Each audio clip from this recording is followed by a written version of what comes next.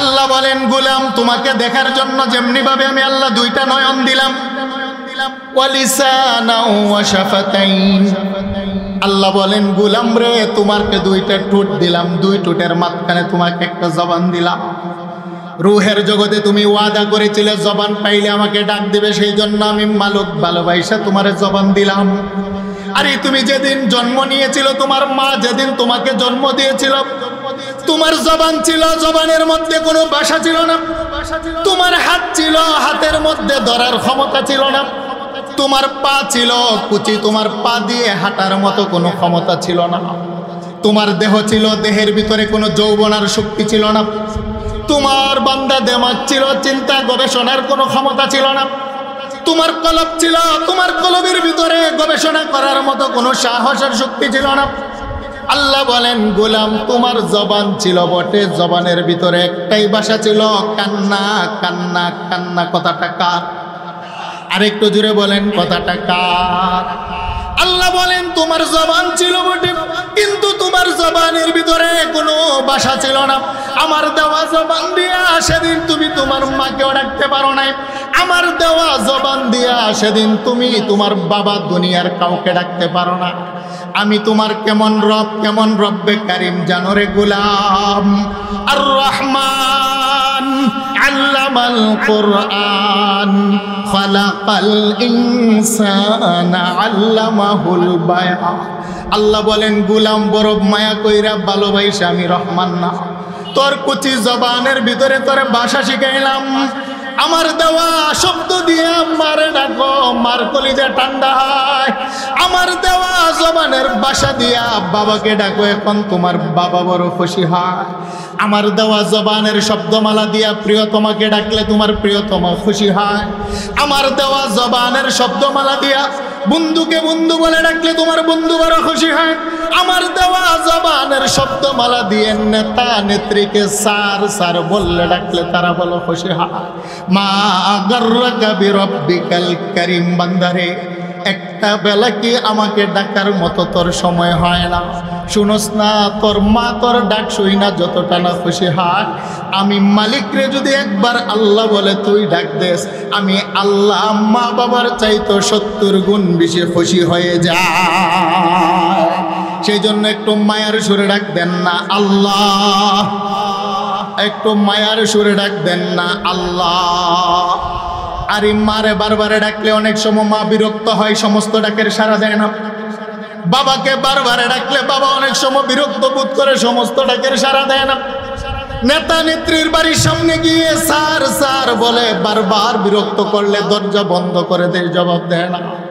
আল্লাহ বলেন আমি তোর কেমন মালিক, তোর জবানের ডাক শুনতে চাই। লা তাখুযুহু সিনাতু ওয়ালা নাওম। আমি ঘুমাই না, আমার কোনো তন্দ্র নাই। আমাকে ডাকতে হলে চিৎকার দিয়ে আওয়াজ করতে হয় না। আমাকে ডাকার জন্য কাউকে সাক্ষী রাখতে হয় না। আমাকে ডাকার জন্য উযু বানাইতে হয় না। পৃথিবীর যেই কোনো প্রান্ত থেকে যেই কোনো মুহূর্তে জবানটা নাড়াইয়া আমি আল্লাহরে যদি একবার আল্লাহ বলে আজকে তুই ডাক দিস রে গোলাম, তুই ডাক দিবি একবার, আমি আরশের মালিক জবাব দেই 70 বার। আরেকটু জোরে বলেন না আল্লাহু আকবার। আল্লাহ বলেন মা গাররাকা বিরব্বিকাল কারীম। বান্দারে সেই জন্য তোর একটা জবান দিলাম, ওয়াদা করেছিলে রুহের জগতে জবান পাইলে আমাকে ডাকবে, সেই জন্য তোমার জবানের ডাক শুনতে আমি মালিকের মনে চাই। সেই জন্য আমি মালিক বড় মায়া দয়া প্রেম ভালোবাসা দিয়া তোমাকে দুনিয়াতে পাঠাইলাম। আরে মানুষ তোমার মতো প্রেম আর ভালোবাসা দিয়ে আমি আল্লাহ আমার আকাশটাও বানাই নেই। আল্লাহু আকবার বলেন, আরেকটু জোরে বলেন আল্লাহু আকবার। আরে তুমি তো রব্বে কারীম, রব চেনো নাই। তোমার মতো প্রেম আর ভালোবাসা দিয়ে আমি আল্লাহ আমার 7টা আকাশও বানাইনি। তোমাকে বানাতে যে প্রেম আর মায়া মমতা দিলাম, সেই মায়া মমতা দিয়ে আমি আল্লাহ 7টা জমিনও বানাই নাই। ওয়াবানাইনা ফাওকাকুম সাবআন শিদাদা। আল্লাহ বলেন মানুষের মাথার উপরে 7টি আকাশকে বড় মজবুত করে বানাইলাম। ওয়া ইলাস সামাই কাইফা রুফিআত। আল্লাহ বলেন আকাশগুলোকে বড় উঁচু করে বানাইলাম। আকাশগুলোকে বানাইতে আমি আল্লাহ আমার মায়ার হাত দিয়ে বানাই নাই। 7টি জমিন আমি আল্লাহ বানাইলাম। জমিন বানাতো আমি মালিক নিজের হাত দিয়ে বানাই নাই। 8টি জান্নাত বানাইলাম, দারুস সালাম, দারুল করার, জান্নাতুল খুলদ, জান্নাতুল নাঈম, জান্নাতুল আদন, জান্নাতুল মাওয়া, জান্নাতুল ফিরদাউস মিনাজ যাহাবি ওয়াল ফিদ্দা। আল্লাহ বলেন 8টি জান্নাত বানাইলাম স্বর্ণ রূপা দ্বারা। জান্নাত বানাতো আমি আল্লাহ নিজের মায়ার হাত দিয়ে বানাই নাই। লৌহ কলম আরশ কুরসি জান্নাত জাহান্নাম গোটা জগৎটাকে আমি আল্লাহ বানাতে নিজের মায়ার হাত দিয়ে বানাই নাই। ওয়াখলিকাতিল মালাইকাতু মিন নূর, আমার আল্লাহ ফেরেশতাকে বানাইলেন নূর দ্বারা, সেখানেও নিজের হাত দিয়ে বানান নাই। ওয়াখালাকাল জান্না মিন মারিজিম মিন নার, আমার আল্লাহ জিন্নাতকে বানাইলেন আগুন থেকে, তাদেরকেও বানাতে আমার আল্লাহ নিজের হাতে বানান নাই। খুলিকাতিল হুরুন আইন মিনাজ জাফরান, আবু দাউদের বর্ণনা, জান্নাতের হুর গালমানকে আল্লাহ বানাইলেন জাফরান দ্বারা, নিষ্পাপ, তাদের কোনো গুনাহ নাই, তাদের কোনো পাপ নাই। আল্লাহ বলেন তাদেরকে বানাতো আমি মালিক নিজের হাত দিয়ে বানাই না।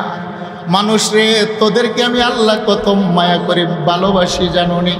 নবী বলেন খালাকাল্লাহু আদম বিয়াদিহি, একমাত্র মাটির মানুষ বাবা আদমকে বানাতে আমার আল্লাহ জবানের শব্দ দিয়ে বানাই নাই, আমার আল্লাহ নিজের মায়ার হাত দিয়া মানুষকে নিজ হাতে বানাইলেন।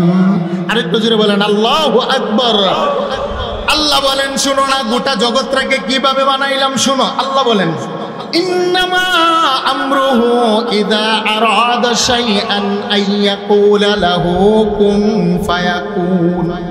আল্লাহ বলেন জবানের কুন নামক শব্দ দ্বারা গোটা জগৎটাকে বানাইলাম, সাজাইলাম। আর আদমকে বানাতে আমি আল্লাহ নিজের হাত দ্বারা বানাইলাম।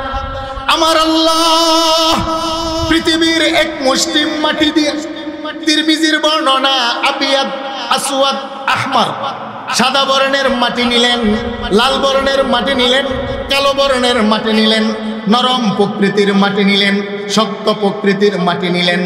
মালাকুল মউত আজরাইল সমগ্র পৃথিবী থেকে এক মুষ্টি মাটি উঠাইয়া আরশের মালিকের দরবারে নিলেন। এবার আমার আল্লাহ আদম বানাতে শুরু করলেন মাটির খামিরার উপরে নিজের মায়ার হাত রাইখা। লাম্মা খালাকাল্লাহু আদম আলা সূরাতিহি ওয়া তুলুহু 60 জিরা, আমার আল্লাহ বাবা আদমকে নিজ হাতে ঘষে ঘষে 120 হাত লম্বা বানাইলেন। সুবহানাল্লাহ। আরেকটু জোরে বলেন আল্লাহু আকবার। আল্লাহ বলেন ইন্নাস সামআ ওয়াল বাসারা ওয়াল ফুয়াদ, আমি আদমের 2টা কর্ণ বানাইয়া শোনার শক্তি দিলাম, আদমের 2টা চক্ষু বানাইয়া আমি মালিক দেখার ক্ষমতা দিলাম, আদমের একটা কলব বানিয়ে আমি আল্লাহ চিন্তা গবেষণার ক্ষমতা দিলাম, আদমের আমি আল্লাহ 2টা নাকের ছিদ্র বানিয়ে ঘ্রাণ নেওয়ার ক্ষমতা দিলাম, আদমের একটা জবান বানিয়ে স্বাদ গ্রহণের ক্ষমতা দিলাম, আদমের দেহের ভিতরে চামড়া বানিয়ে ঠান্ডা গরম লাগলে বোঝার মতো ক্ষমতা দিলাম। কে দিলেন? আরেকটু জোরে বলেন কে দিলেন? আল্লাহ বলেন মা গাররাকা বিরাব্বিকাল কারীম। তারপর মানুষ তোমরা মালিক চিনো নাই রে। কে তোমাকে বাধা দিল? জবান পাওয়ার পরও তুমি ডাকতে পারো না, তুমি কপাল পাওয়ার পরও ডাকতে পারো না। আমি না আল্লাহ তোমার কপালের সেজদা নেওয়ার জন্য নিজ হাতে আদমের কপাল বানাইলাম। আমার আল্লাহ নিজের মায়ার হাত দিয়ে যখন আদমের খামিরার উপরে কপাল বানাইতে আরম্ভ করলেন, জিব্রাইল বলে মালিক আমাকে বানাইলেন নূর দ্বারা, আমার কপাল তো নিজের হাতে বানান নাই। জিন্নাতকে বানাইলেন আগুন দ্বারা, জবানের শব্দ নিজের হাত দিয়ে বানান নাই। জান্নাতের হুর গালমান বানাইলেন জাফরান দ্বারা, সেখানেও নিজের মায়ার হাত কানা দিয়া বানান নাই। মালিক বড় মনতে মনে চায় মাটির আদমকে আপনি কেন নিজের হাত দিয়া বানাইলেন? আল্লাহ বলেন জিব্রাইল এই মাটির কপাল দিয়ে দৈনিক 5 বার আমি সেজদা নিব রে, সেই জন্যই কপাল জবানের কোন নামক শব্দ দ্বারা বানাইলে চলে না, এই কপাল অন্য কারো হাত দিয়ে বানাইলে চলে না, এই কপাল ফেরেশতার হাত দিয়ে বানাইলে হবে না। আমি আল্লাহ নিজ হাতে আমার কদমে সেজদা নিব, তাই আমি নিজ হাতে কপাল বানাইলাম। তবে শুনো রে জিব্রাইল, তোমাকে সৃষ্টি করার পরে 30,000 বছর তুমি আমার আরশের নিচে সেজদায় করেছিলে। হেরে জিব্রাইল, তোমার 30,000 বছরের সেজদা যদি এক পাল্লায় রাখা হয়, আমার মাটির বান্দা বান্দি গুনাহগার, তাদের হাতে গুনাহ, পায়ে গুনাহ, জবানে গুনাহ, কলবে গুনাহ, অন্তরে গুনাহ, গুনাহ মিশ্রিত একটা জবান লইয়া সকালবেলা সেজদায় পইরা আমার যখন সুবহান বলে একটা ডাক দেয়, রে জিব্রাহিল, আমার বান্দা বান্দির 30 সেকেন্ডের একটা সেজদার দাম কত জানোনি? তোমার 30,000 বছরের সেজদা যদি এক পাল্লায় রাখা হয়, আমার গুনাহগার বান্দা বান্দির 30 সেকেন্ডের সেজদা যদি এক পাল্লায় রাখা হয়, আল্লাহ বলেন জিব্রাইল, আমার মাটির বান্দার 30 সেকেন্ডের সেজদার দাম আমার দরবারে বেশি। আরেকটু জোরে বলেন না আল্লাহু আকবার। আল্লাহ বলেন, ইয়া আইয়ুহাল ইনসান মা গাররাকা বিরাব্বিকাল কারীম। বান্দারে, তারপর তুমি মালিক চিনো নাই, সেই জন্য আমি আল্লাহ বড় মায়া করে তোমাকে কপাল দিলাম। আরে মানুষ যখন মাটির মধ্যে সেজদা দেয়, মানুষ তো মনে করে আমার সেজদা পড়েছে মাটিতে, নামাজের মুসল্লা। আল্লাহ বলেন, না না গোলাম, তুমি যখন সেজদা দাও, তোমার সেজদা যদিও পড়ে মাটিতে, কিন্তু সেজদার একটা ছাপ পড়ে আমি আল্লাহর আরশে আউজিমে। আল্লাহু আকবার বলে। বান্দা যখন সেজদায় পড়ে আমার মালিককে সুবহান বলে ডাক দেয়, আল্লাহু আকবার, আল্লাহ তুমি বড়, তুমি বড়, তুমি বড়, আমি ছোট, আমি গোলাম, আমি গোলামের ছেলে গোলাম। সেজদার মধ্যে গিয়ে বলে, সুবহান রাব্বিয়াল আ'লা, হে মালিক তুমি পাক, তুমি পাক, তুমি পাক, আমি না পাক। তুমি সুবহান, তুমি পবিত্র, আমি ঘোষণা দিলাম। আমি না পাক, আমি ছোট, তারও ঘোষণা দিলাম। আমার হাতে না পাক, জীবন সংসার করতে গিয়ে আমি হাত দ্বারা পাপ করেছি, আমার হাত না পাক। জীবন সংসার করতে গিয়ে চোখ দ্বারা অপরাধ করেছি, আমার চোখ না পাক। জীবন সংসার করতে গিয়ে আমি চিন্তা গবেষণা করেছি, আমার কলম না পাক। তারপরও মালিক তোমার স্বীকৃতি দিলাম, তুমি সুবহান, তুমি পাক, তুমি পাক। আল্লাহ বলেন, গোলাম, প্রেম আর ভালোবাসতে দুইটা সাইড লাগে রে, এক তরফ থেকে ভালোবাসা হয় না। তুমি সকালবেলা সেজদায় পইরা আমারে সুবহান বলে ডাক দিবা, দুপুরবেলা সেজদায় পইরা আমার পবিত্রতা ঘোষণা দিলা, সন্ধ্যাবেলা রাত্রের বেলা সেজদায় পইরা বারবারে দেহের দামি অংশ কপালটা মাটিতে ঠেকাইয়া আমারে সুবহান সুবহান বলে বারবারে তুমি ডাকবারে গোলাম। আর জাহান্নামে গুনাহ নিয়ে যাবে সেটা হতে পারে না। আমাকে দৈনিক 5 বার সুবহান স্বীকৃতি দেওয়ার কারণে আমি পবিত্র মালিক ও ভালোবাসা তোমার গুনাহ মাফ করে পবিত্র বানিয়ে দিই।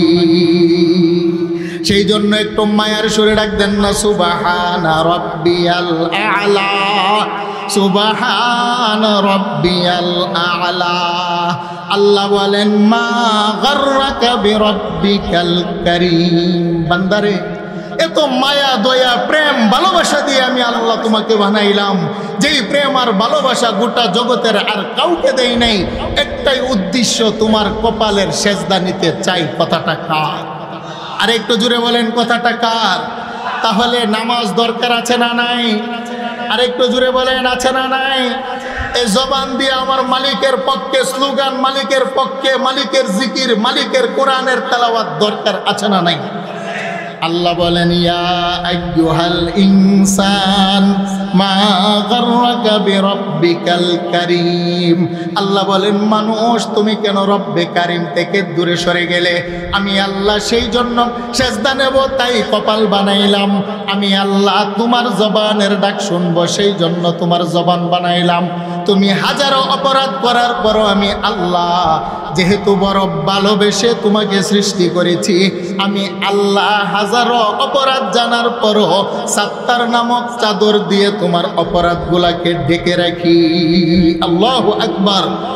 কারণ আমার মা আমাকে জন্ম দিয়েছে, যদি অপরাধ করি অনেক সময় মা বলে তুমি আমার ছেলে না।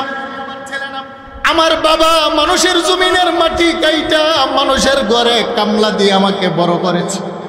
অনেক সময় যদি আমি অপরাধ করি, আমার বাবা রাগ হয়ে বলে তুমি আমার ছেলে না, ত্যায্য পুত্র করলাম। আমার প্রিয়তমা বিবি যদি উল্টা পাল্টা করে, আমার মেজাজ গরম হয়, বলি 3 তালাক দিলাম, বাবার বাড়িতে যা। নেতা নেত্রীর সাথে যদি বেয়াদবি করি, রাগ আর গুসা হয়ে বলে তুমি আমার কর্মী না। সমাজের সাথে অপরাধ করলে সমাজ বলে তুমি আমার সমাজের কেউ না। রাষ্ট্রের সাথে অপরাধ করলে রাষ্ট্র বলে তুমি আমার রাষ্ট্রের কেউ না। রাষ্ট্রদ্রোহী মামলা দিয়ে দেয়। আল্লাহ বলেন গোলাম আমি তোমার কেমন রব্বে কারীম। আরে মা যদি সন্তানকে তাড়িয়ে দেয় বাবার কোলে আশ্রয় পাওয়া যায়, বাবা তাড়িয়ে দিলে মায়ের কোলে আশ্রয় পাওয়া যায়, মা বাবা তাড়িয়ে দিলে সমাজের কাছে আশ্রয় পাওয়া যায়, সমাজ তাড়িয়ে দিলে রাষ্ট্রের কাছে আশ্রয় পাওয়া যায়, রাষ্ট্র তাড়িয়ে দিলে ভিন্ন রাষ্ট্রে আশ্রয় পাওয়া যায়। আল্লাহ বলেন বিরব্বিকাল কারীম, আমি তোর কেমন মায়ার আল্লাহ।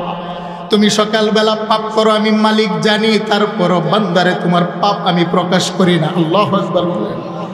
তুমি দুপুরবেলা পাপ করো আমি আল্লাহ জানি, তারপরও দরজা বন্ধ করি না।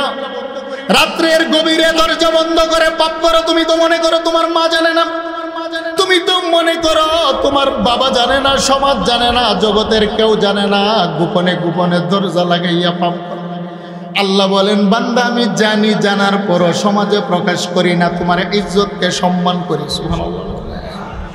কিন্তু বান্দার আমি দরজা বন্ধ করি না, কারণ দুনিয়ার একজনের দরজা বন্ধ হলে আরেকজনের দরজা গিয়ে আশ্রয় পাওয়া যায়। গোলাম বলো না 7টা আকাশের মালিকও আমি আল্লাহ, 7টি জমিনের মালিকও আমি আল্লাহ। তোমার পাপের কারণে রাগ আর গুসা হইয়া আমি মালিক যদি আমার রহমতের দরজাটা বন্ধ করে দেই রে, আল্লাহ বলেন কই যাবি, কে তোরে আশ্রয় দিবে? গোলাম বলস না, দুনিয়াতে আমি তোরে তাড়িয়ে দিলে আশ্রয় দেওয়ার মতো কেউ নাই। সেই জন্য হাজারো পাপ জানার পরও আমি মালিক না, রহমান নামের চাদর দিয়া তোর পাপগুলাকে গোপনে ডাইকা রাখি। আরেকটু জোরে বলেন আল্লাহু আকবার। আল্লাহ বলেন শুধু তাই নয়, মা বাবা সমাজের মানুষ দরজা বন্ধ করে দিন, আমি তোর রিজিকের দরজা খাবারের দরজা বন্ধ করি না। আরে আমি মালিক, তুই তো পাপ করতে করতে করতে করতে রাত্রের বেলা ঘুমিয়ে যাও, আমি মালিক কিন্তু ঘুমাই না, উঠার আগেই তোমার দরজায় রিজিক পৌঁছিয়ে দিই। সুবহানাল্লাহ বলেন। বলেন আমাদের রিজিক কে দেন? আর একটু জোরে বলেন। মা দরজা বন্ধ করে দেয়, বাবা দরজা বন্ধ করে দেয়, পৃথিবীর নেতা নেত্রী দরজা বন্ধ করে দেয়, বড় বড় কোম্পানিতে চাকরি করেন, অপরাধ করলে বস আর ম্যানেজার দরজা বন্ধ করে চাকরি খেয়ে দেয়। আল্লাহ বলেন তুই না সকালেও পাপ করো, দুপুরে পাপ করো, রাত্রের বেলাও পাপ করো, আমি মালিক গুসা রাগ হয়, তারপরও দরজা বন্ধ করি না।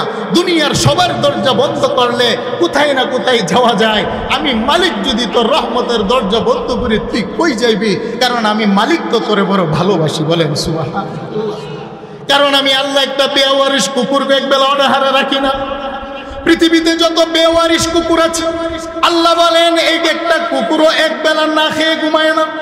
সাগরের ভিতরে বড় বড় তিমি মাছ আছে, তার কোনো মালিক নাই। আল্লাহ বলেন একটা সাগরের মাছকে একবেলা উপবাস রাখি না।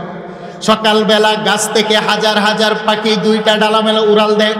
পাখির নির্দিষ্ট কোনো মালিক নাই, ব্যবসা নাই, বাণিজ্য নাই, চাকরি নাই, জমিন নাই। সারাদিন তার পেট পূর্ণ করে সন্ধ্যার সময় বাসার বাচ্চার জন্য মুখে খাবার নিয়ে ফিরে। জঙ্গলের বাঘ ভাল্লুক তরতাজা প্রাণী হয়, আল্লাহ বলেন তাদেরকে আমি আল্লাহ একবেলা উপবাস রাখি না। তোমাকে তো বড় ভালোবাসি, তুমি না আশরাফুল মাখলুকাত, আমি আল্লাহ তোমাকেও উপবাস রাখি না। কিভাবে তোমার খাবার পাঠাই তুমি জানো নি? তুমি বিকালবেলা একটা শুকনা দানা মাটির মধ্যে পুঁতে রেখে যখন বাড়িতে চলে আসো, যেই দানাটার ভিতরে কোনো পাতা ছিল না, যেই শুকনা দানাটার ভিতরে কোনো ঢাল ছিল না, যেই শুকনা দানাটার ভিতরে কোনো শাখা ছিল না, যেই শুকনা দানার ভিতরে কুলি ছিল না, ফুল ছিল না, কালার ছিল না, নাই কিছু না।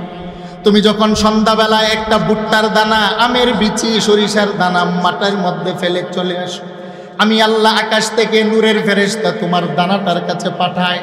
সকালবেলা শুকনা দানাটার মুখ চিরে সবুজ 2টা পাতা দিয়ে একটা গাছ জন্মায়। সুবহানাল্লাহ।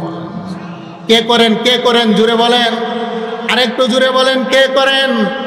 আল্লাহ বলেন যেই দানাটার ভিতরে পাতা ছিল না, কলি ছিল না, শুকনা দানার মুখ চিরে আমি আল্লাহ একটা সবুজ গাছ দিয়ে কাণ্ড বানাই, কাণ্ডের ভিতরে ঢাল বানাই, ডালের ভিতরে শাখা বানাই, শাখার ভিতরে প্রশাখা বানাই, প্রশাখার ভিতরে আমি আল্লাহ তার ভিতরে কুলি বানাই, ফুল বানাই, ফুলের ভিতরে কুলি বানাই, কুলির ভিতরে ফল বানাই। তোমার গাছের ফলটাকে কালারিং দেওয়ার জন্য পূর্ণিমার চাঁদের ব্যবহার করি, তোমার গাছের ফলের ভিতরে মিষ্টতা ঢুকানোর জন্য আমি আল্লাহ না সকালবেলা পূর্ব দিগন্তে সূর্যের কিরণের ব্যবহার করি। বলেন কে করেন? আরেকটু জোরে বলেন কে করেন? মা গাররাকা বিরাব্বিকাল কারীম। আল্লাহ বলেন গোলাম তারপরও তুমি মায়ের মালিক চিনো নাই? একটু জিকির করেন লা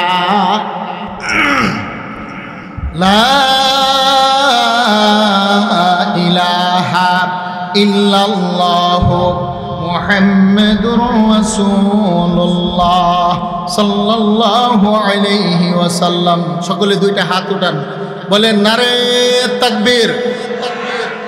আল কোরআনের আলো, আল হাদিসের আলো, নারে তাকবীর। আজকের মাহফিলে আসতে পেরে আপনারা খুশি না বেজার? আল্লাহ কবুল ও মঞ্জুর করে সকলে বলেন আমিন। বলেন আমরা কার গোলাম? আমাদের কপাল দিলেন কে? তাহলে সেজদার মালিক কে? পৃথিবীর কোনো বন্ড মাজারে সেজদা দেওয়া যাবে? কোনো জট বাবা, গাজা বাবা, লালছালু বাবা, পৃথিবীর কোনো মাজার, কোনো বন্ড ফকির লেংটার দরবারে সেজদা দেওয়া চলে না। এই কপালের মালিক আমার আল্লাহ। সেই জন্য সেজদার মালিকও একজন। আওয়াজ দিয়ে বলেন তিনি কে? আমাদের দেশে আছে, কি বলেন আছে না নাই? মাজারে গিয়ে সেজদা দেয়, অথচ মসজিদে এসে নামাজ পড়ে না। বাবার দরবারে গিয়ে বাচ্চা চায়, আল্লাহর কাছে চায় না। আমার জবানের পৃথিবীতে যদি একবারও আমি ডাকি, সেই ডাকের মালিকও আমার আল্লাহ। যদি পৃথিবীতে একবারও আমি সেজদা দেই, সে একটা সেজদার মালিক একজন। আওয়াজ দিয়ে বলেন তিনি কে? সম্মানিত হাজিরিন, আল্লাহ বলেন বান্দারে আমি তোমার কপালের সেজদা নেওয়ার জন্য তোমাকে সৃষ্টি করেছি, দুনিয়ার অন্য কোনো উদ্দেশ্য নয়। ওমা খালাকতুল জিন্না ওয়াল ইনসা ইল্লা লিয়াবুদুন। কথাটা কার? আরেকটু জোরে বলেন কথাটা কার? আল্লাহ বলেন ইয়া আইয়ুহাল ইনসান মা গাররাকা বিরাব্বিকাল কারীম। আল্লাহ বলেন আমি রব্বে কারীম থেকে তোমাকে কে ভুলিয়ে রাখলো রে বান্দা? শোনো না, আমি মালিক বড় মায়া দয়া করে তোমাকে দুনিয়াতে পাঠিয়েছি। তবে শোনো রে বান্দা, আমি আল্লাহ দুনিয়াতে যেমনি ভাবে তোমাকে পাঠাইলাম, পাশাপাশি তোমার দুনিয়াতে পাঠিয়ে নির্দিষ্ট একটা হায়াত দিলাম। নির্ধারিত হায়াতের পরে তুমি আবার আমার কাছে পুনরায় ফিরে আসবে। পৃথিবীতে কেউ থাকতে পারে না, কেউ থাকতে পারবে না। হে বাবা গভীর মনোযোগ। আজকে আমি যে এই বাড়ির মালিক, এই বাড়ির মালিক আমি ছিলাম না, বাড়ির মালিক ছিল আমার বাবা। আমার বাবা এই বাড়ির মালিক ছিলেন না, বাড়ির মালিক ছিল তিনার বাবা, যিনি আমার দাদা হয়।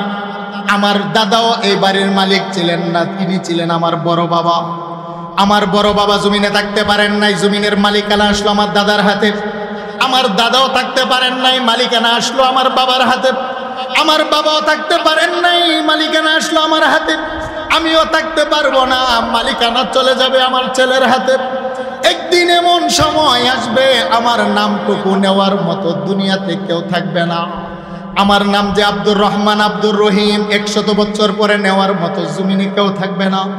কারণ এই সোনাইমুড়িতে এমন কিছু বড় বড় ধনাঢ্য মানুষ, ব্যবসায়ী ছিল। রাস্তা দিয়ে হেঁটে গেলে মানুষগুলো ভয়ে কাঁপতেন। রাস্তা দিয়ে হেঁটে গেলে নারীরা দৌড়িয়ে পালাতেন। আজকে জান্নাত তাদের কবরের পাশে গিয়ে দেখবেন কবরের কোনো অস্তিত্ব নাই। কবর খনন করে দেখেন না, রাজা বাদশাদের কাফনের কোনো অস্তিত্ব নাই। কবর খনন করে দেখেন না, কবরের মাটি তাদের চামড়া খেয়ে ফেলেছে।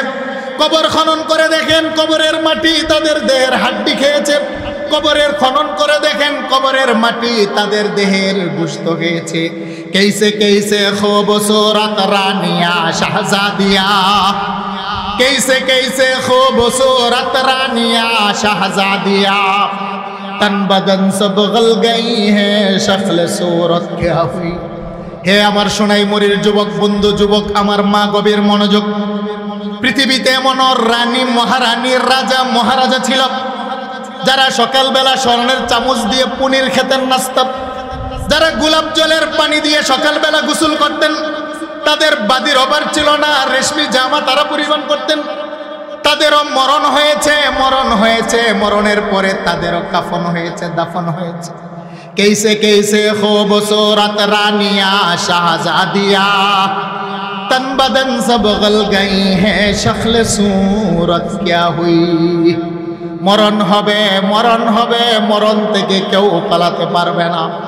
হে আমার যুবক বন্ধু, তাদের কাফনের কাপড়গুলো খনন করে দেখেন না কবর। কবর বলে আমি মানুষের কাফনের কাপড় ছাড়ি না, কবর বলে আমি মানুষের হাড্ডি ছাড়ি না, কবর বলে আমি মানুষের গোশত ছাড়ি না, কাফন খাই মানুষের হাড্ডি খাই, মানুষের গোশত খাই। সেই জন্য মেশকাত শরীফের বর্ণনা আমার রাসূল বলেন, শুনো না, কবর মানুষকে ডাকে। আল্লাহু আকবার বলেন। কবরেরও একটা জবান আছে, জবান কিন্তু আমরা শুনতে পাই না। আমার রাসূল বলেন আমি শুনি।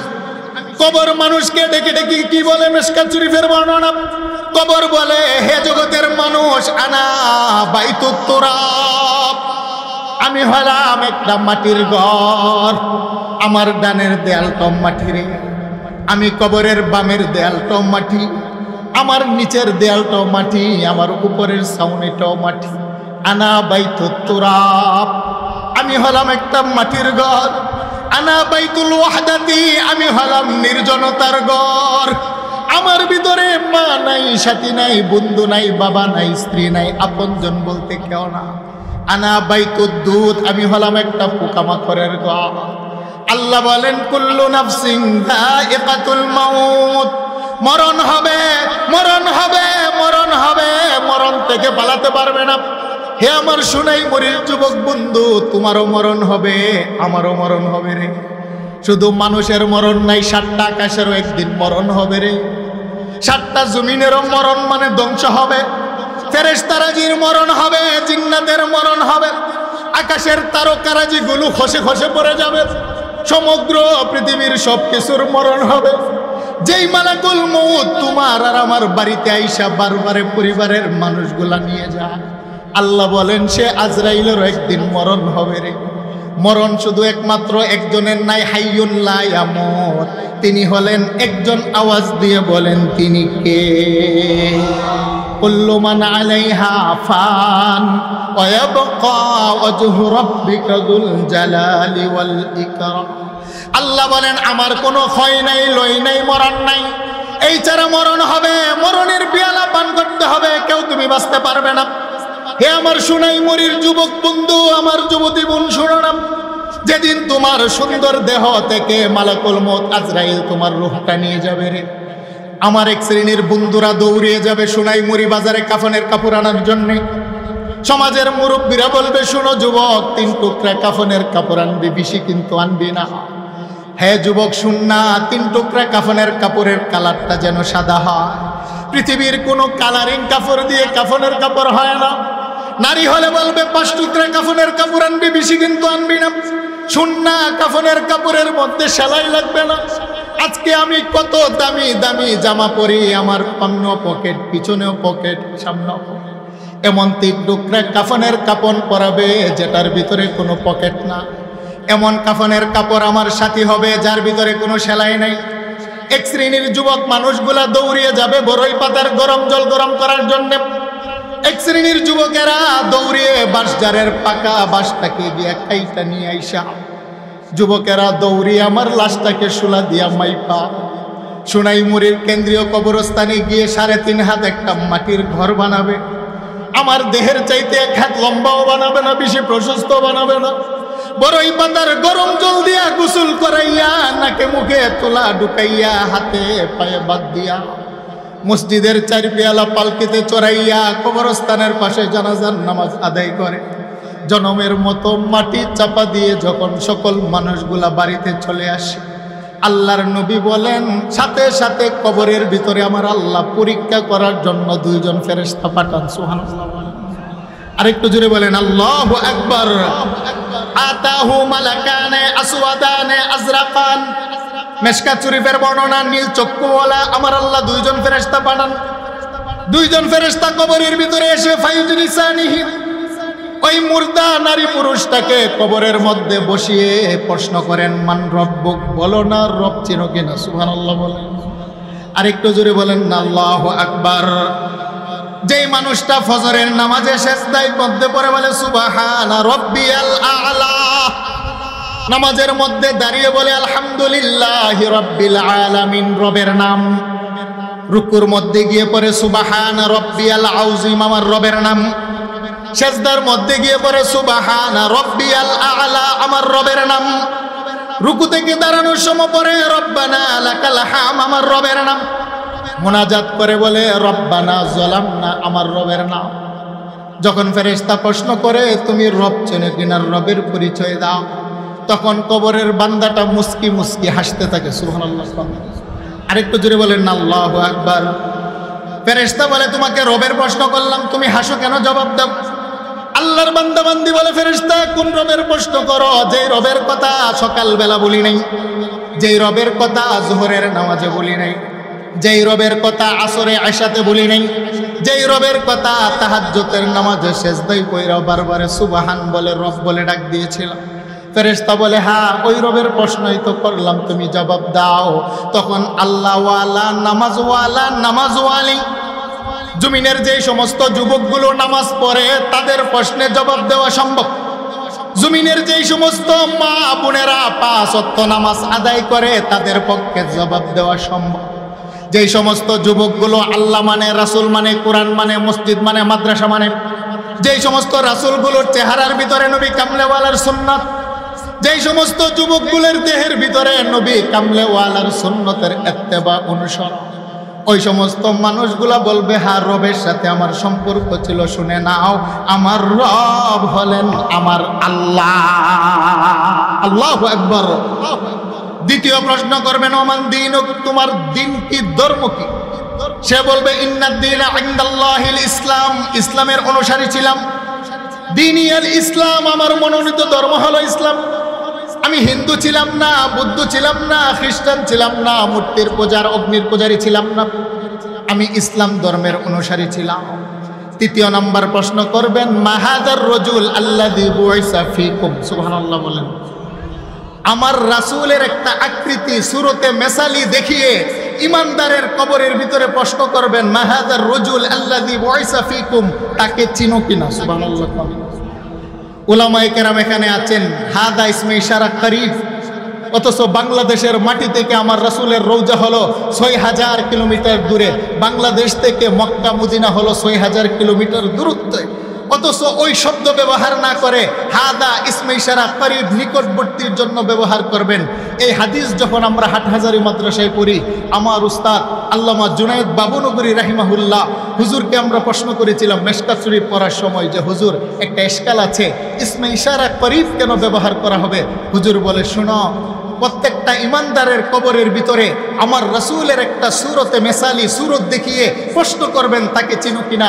যেই মানুষটা নবীওয়ালা, সুন্নতওয়ালা, ১৫০০ বছর পরে জগতে আইসা নবী দেখে নাই, তারপরও মাথার ভিতরে নবীর টুন্নত জামা। সুবহানাল্লাহ। ১৫০০ বছর পরে জগতে এসেছি, অথচ নবীর সাথে আমার বাসার মিল নাই, নবী কামলেওয়ালার সাথে আমার বংশের মিল নাই, নবী কামলেওয়ালার সাথে আমার বাবা গোষ্ঠীর মিল নাই, নবী কামলেওয়ালার সাথে আমার স্বভাবের মিল না। জমানাটা হলো ১৫০০ বছর, তারপরও জগতে আইসা নবীরে ভালোবেসে যে মানুষটা মাথার মধ্যে টুপি দেয় নবীর সুন্নাত, যেই মানুষটা মুখের ভিতরে দাড়ি রাখে নবীর সুন্নাত, যেই মানুষটা টয়লেটে ঢুকে বাম পা দিয়ে দোয়া পড়ে নবীর সুন্নাত, ডান পা দিয়ে বের হয় আমার নবীর সুন্নাত, রাস্তা দিয়ে হাঁটার সময় মুরব্বীদেরকে সালাম দেয় নবীর সুন্নাত, সমাজের মুরব্বীরা ছোটদেরকে স্নেহ করে সালাম দেয় নবীর সুন্নাত, সাধারণ মানুষ উলামায়ে কেরামকে সম্মান করে, তাজিম করে, ভালোবাসে নবীর সুন্নাত। ওই মানুষটা নবীর সুরত দেখার পরেই বলে ফেরেশতা শোনো না, যেই নবীরে না দেখা ভালোবাসা নবীর সুন্নতকে গলার মালা বানিয়েছি, হুয়া সাইয়্যিদুনা হাদিয়ুনা রাসূলুনা মুহাম্মাদুর রাসূলুল্লাহ সাল্লাল্লাহু আলাইহি ওয়াসাল্লাম, ঘোষণা দিলাম তিনি হলেন আমার কামলেওয়ালা নবী। আল্লাহু আকবার। মুসলিম শরীফের বর্ণনা, আমার আল্লাহ খুশি হইয়া আকাশ থেকে একটা ঘোষণা দেন, ফায়ুনাদি মুনাদিম মিনাস সামা আন সাদাকা আবদি। আল্লাহ বলেন ফেরেশতা আমার বান্দা যে 3টা প্রশ্নের জবাব দিয়েছে আমি আল্লাহ সত্যায়িত করলাম, সত্যবাদী। সুবহানাল্লাহ বলেন। আমার বান্দা যে জবাব দিয়েছে আমি আল্লাহ সত্যায়িত করলাম, আমার বান্দা যা বলেছে সত্য বলেছে। তবে শোনো আমার বান্দার দেহের ভিতরে কি আছে? ফেরেশতা বলে মালিক দুনিয়ার মানুষগুলো বড়ই নিমুখারাম, সম্পর্ক ছিন্ন করে 3 টুকরা সাধারণ কাপড় পরাইয়া তোমার কবরে রেখেছে। আল্লাহ বলেন, ফেরেশতা এত ছিল সে দুনিয়ার মেহমান, আর আজকে থেকে আমি হলাম মেজবান, সে হলো আমার মেহমান। আমার মেহমান আমার কবরে 3 টুকরা দুনিয়ার সাধারণ কাপড় পরে থাকবে, সেটা হতে পারে না।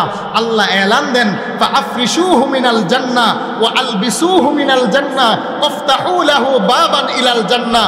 আমার মেহমানের দেহের ভিতরে রেশমি কাপড় পরিধান করিয়ে দাও। সুবহানাল্লাহ বলেন। আমার এই মেহমানের দেহের নিচে জান্নাতের গালিচা বিছিয়ে দাও। আফতাহু লাহু বাবান ইলাল জান্নাহ। আমার মেহমানের কবরটাকে আমার জান্নাতের সাথে সংযুক্ত করে দাও। নবীজি বলেন, তার দেহের ভিতরে রেশমি কাপড় পরিয়ে নিচে জান্নাতের গালিচা বিছিয়ে জান্নাতের দরজা যখন খুলে দিবেন, তখন মানুষটা এমনভাবে ঘুমাবে, একটা যুবক আর যুবতী বিবাহর বাসর রজনীতে যেমনিভাবে ঘুমায়, সমাজের কেহ ডিস্টার্ব করে না। ফেরেশতা বলেন, নাউমাতিল আরুস, তুমি এমনভাবে ঘুমাও, তোমাকেও কেউ ডিস্টার্ব করবে না। আমার আল্লাহর ইসরাফিল যেদিন দ্বিতীয় সিংহা ফুৎকার দিবে, আমার আল্লাহ যেদিন বিচারের ইজলাসের মধ্যে বসবে, সেদিন আমার আল্লাহ নিজেই ডেকে তোমাকে কবর থেকে উঠাবে। বলেন সুবহানাল্লাহ। আরেকটু জোরে বলেন না আল্লাহু আকবার। সেই জন্য আল্লাহ বলেন, মালিক ইয়াউমিদ্দিন। আল্লাহু আকবার। আপনাদের আয়াত মনে আছে নি? সূরা ফাতিহার 3 নম্বর আয়াত। আল্লাহ বলেন, বন্ধু, মালিক ইয়াউমিদ্দিন। মরণের পরে মানুষগুলা কবরে যাবে, যারা ঈমানদার হবে তাদের কবর হবে জান্নাতের বাগান। নবী বলেন, আল কবরু রাউযাতুম মিন রিয়াজিল জান্নাহ আও হুফরাতুম মিন হুফারিন নার। এক শ্রেণীর মানুষ কবরের ভিতরে জান্নাতের আরাম আয়েশের মধ্যে ডুবে থাকবেন, আবার এক শ্রেণীর মানুষ যে কবরের ভিতরে শাস্তি আযাবের মধ্যে থাকবেন। অসংখ্য অগণিত বছরের পরে বছর কেটে যাবে, আমার আল্লাহ ইসরাফিলকে দিয়ে যখন দ্বিতীয়বার সিংহার মধ্যে ফুৎকার দেওয়াবেন, বুখারীর বর্ণনা, ইউহশারুন নাসু ইয়াউমাল কিয়ামাতি হুফাতান উরাতান গুরলা। প্রত্যেকটা মানুষকে আপন আপন কবর থেকে আমার আল্লাহ উলঙ্গ করে দাঁড় করাবেন। আল্লাহু আকবার বলেন। আরেকটু জোরে বলেন না আল্লাহু আকবার। প্রত্যেকটা নারী বলেন আর পুরুষ বলেন, আমার আল্লাহ উলঙ্গ করে আপন আপন কবর থেকে দাঁড় করাবেন। আম্মা যারা আয়েশা বললেন, ইয়া রাসূলুল্লাহ, ইয়া হাবিবাল্লাহ, অসংখ্য অগণিত নারী পুরুষ সেদিন থাকবে। ইলানজুর বাযুহুম ইলা বায। ইয়া রাসূলুল্লাহ, নারীরা কি পুরুষের দিকে তাকাবে না? পুরুষ কি নারীর দিকে তাকাবে না? বড়ই তো লজ্জার কথা। আল্লাহর নবী বলেন, ইয়া আয়েশাতু আল আমরু আশাদ্দু মিন আইয়ানজুরা বাযুহুম ইলা বায। এরে আয়েশা, আমার আল্লাহ এমন একটা পরিস্থিতি কায়েম করবেন রে, প্রত্যেকটা মানুষকে আমার আল্লাহ উলঙ্গ করে দাঁড় করাবেন, দেহের মধ্যে বস্ত্র থাকবে না, খতনাবিহীন অবস্থায় পায়ের মধ্যে কোনো জুতা থাকবে না। প্রত্যেকটা মানুষ, কে নারী কে পুরুষ, কার দেহে কাপড় আছে কার দেহে কাপড় না, সেই খেয়ালটুকু মানুষে হারিয়ে ফেলবে। আপন আপন জীবন নিয়ে মানুষগুলা ব্যস্ত থাকবে। প্রত্যেকটা মানুষ সেদিন 2টা হাত উপরে তুলে বলবে, বাঁচাও বাঁচাও বাঁচাও। আল্লাহু আকবার। আল্লাহ বলেন, মালিক ইয়াউমিদ্দিন। ওই কঠিন দিনের একমাত্র বিচার দিবসের মালিক হলাম আমি আল্লাহ। আল্লাহু আকবার বলেন। বলেন, বিচার দিবসের মালিক কে? আরে একটু জুড়ে বলেন, কে? এই মালিক ইয়াউমিদ্দিনের তাফসীর লিখতে গিয়ে হাফেজ ইবনে কাসির রাহমাতুল্লাহি আলাইহি সহিহুল মুসলিমের একখানা হাদিস তাফসীর ইবনে কাসিরের মধ্যে উল্লেখ করেছেন। কি হাদিস? ইয়াকবিদুল্লাহুল আরদা ওয়া ইয়াতবিস সামাআ বিয়ামিনিহি। আমার আল্লাহ 7টি আকাশকে তিনার ডান হাতের তালুর মধ্যে পটে নেবেন। ওয়া ইয়াতবিল শিমালিহি আরদি বিশিমালিহি। 7টা জমিনকে আমার আল্লাহ তিনার বাম হাতের মধ্যে উঠাবেন। উঠিয়ে আমার আল্লাহ একটা ঘোষণা দিবেন, আনাল মালিক, আমি হলাম বাদশার বাদশাহ। আইনা মুলুকুদ দুনিয়া, দুনিয়ার রাজা মহারাজারা কোথায়? আইনাল জাব্বারুনা ওয়া আইনাল মুতাকাব্বিরুন, দুনিয়ার প্রতাপশালীরা কোথায়? দুনিয়ার অহংকারীরা কোথায়? আমি বাদশার সামনে দাঁড়াও, আমি আল্লাহ দুনিয়ার অহংকারী রাজা বাদশাদেরকে দেখতে চাই। আল্লাহু আকবার। আইনা ফেরাউন, ফেরাউন কোথায়? আইনা নমরুদ, নমরুদ কোথায়? আইনাল জাব্বারুনা ওয়া আইনাল মুতাকাব্বিরুন। আল্লাহ বলবেন, দুনিয়ার প্রতাপশালী ক্ষমতাশালীরা কোথায়? মিশরের রাজত্ব পাওয়ার পরে ফেরাউন মুসা আলাইহিস সালাতু ওয়াস সালামকে মিশর থেকে বের করে দিয়েছিলেন। সেদিন সে ছিল জমানার বড় বাদশা। আল্লাহ বলেন, আমার পয়গম্বর প্রতিশোধ নিতে পারে নাই, আজকে আমি বাদশার সামনে দাঁড়াও। আইনা নমরুদ পৃথিবীর রাজত্ব পাওয়ার পরে আমার খলিল ইব্রাহিমের হাত পা বেঁধে আগুনের মধ্যে ফেলেছিলে, আমার ইব্রাহিম প্রতিশোধ নিতে পারে নাই। আইনা সাদ্দাত, সাদ্দাত কোথায়? আবু জাহেল, আবু লাহাব, উতবা, সাইবা কোথায়? মুহাম্মদুর রাসূলুল্লাহর দেহের ভিতরে মশা মাছি বসা আমি আল্লাহ হারাম করেছিলাম, অথচ তায়েফের ময়দানে আমার হাবিবের কিবরিয়ার দেহ থেকে রক্ত জড়িয়েছিলে। আইনাল জাব্বারুনা ওয়া আইনাল মুতাকাব্বিরুন, কোথায় দুনিয়ার অহংকারীরা যারা চেয়ার পেয়ে মানুষের উপর জুলুম করেছিলে, ক্ষমতা পেয়ে মানুষের উপর অত্যাচার করেছিলে, মিথ্যা মামলা দিয়ে উলামায়ে কেরামকে ফাঁসির কাস্টে ঝুলিয়েছিলে। আল্লাহ বলবেন আইনাল জাব্বারুনা ওয়া আইনাল মুতাকাব্বিরুন, আমি বাদশার সামনে দাঁড়াও, মালিক ইয়াউমিদ্দিন, আজকের দিনের ইনসাফের বাদশা হলাম একমাত্র আমি আল্লাহ। আল্লাহু আকবার বলেন। বলেন দাঁড়ানোর ক্ষমতা আছে? আরেকটু জোরে বলেন আছে? আইনাল মুতাকাব্বিরুন, আল্লাহ বলবেন দুনিয়ার অহংকারীরা কোথায়?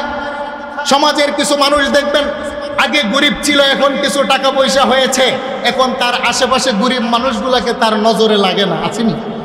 কথা বলেন, কথা বলেন, আছেনি? চেহারার চামড়া সুন্দর, সমাজের কালো মানুষগুলাকে ঘৃণা করে। কিছু ডিগ্রি শিখেছে, সমাজের আপন ভাই ব্রাদার হয়তো শিখতে পারে নাই, তাদেরকে অবজ্ঞা ঘৃণা করে। নিজে বড় বংশ জন্ম নিয়েছে, লাঠির পাওয়ার সমাজের ছোট বংশগুলোর উপরে জুলুম অত্যাচার করে, অহংকার করে।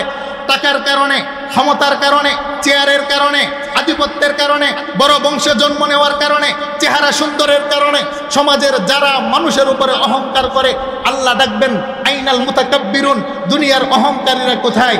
কেউ সেদিন দাঁড়াতে পারবে না। আমার নবী বলেন অহংকারীদেরকে আল্লাহ দাঁড় করিয়ে, পৃথিবীতে 12,600 পিঁপড়ার জাতি আছে, সবচাইতে ছোট পিপিলিকা আফ্রিকার জঙ্গলে তাকে লাল বর্ণের হয়।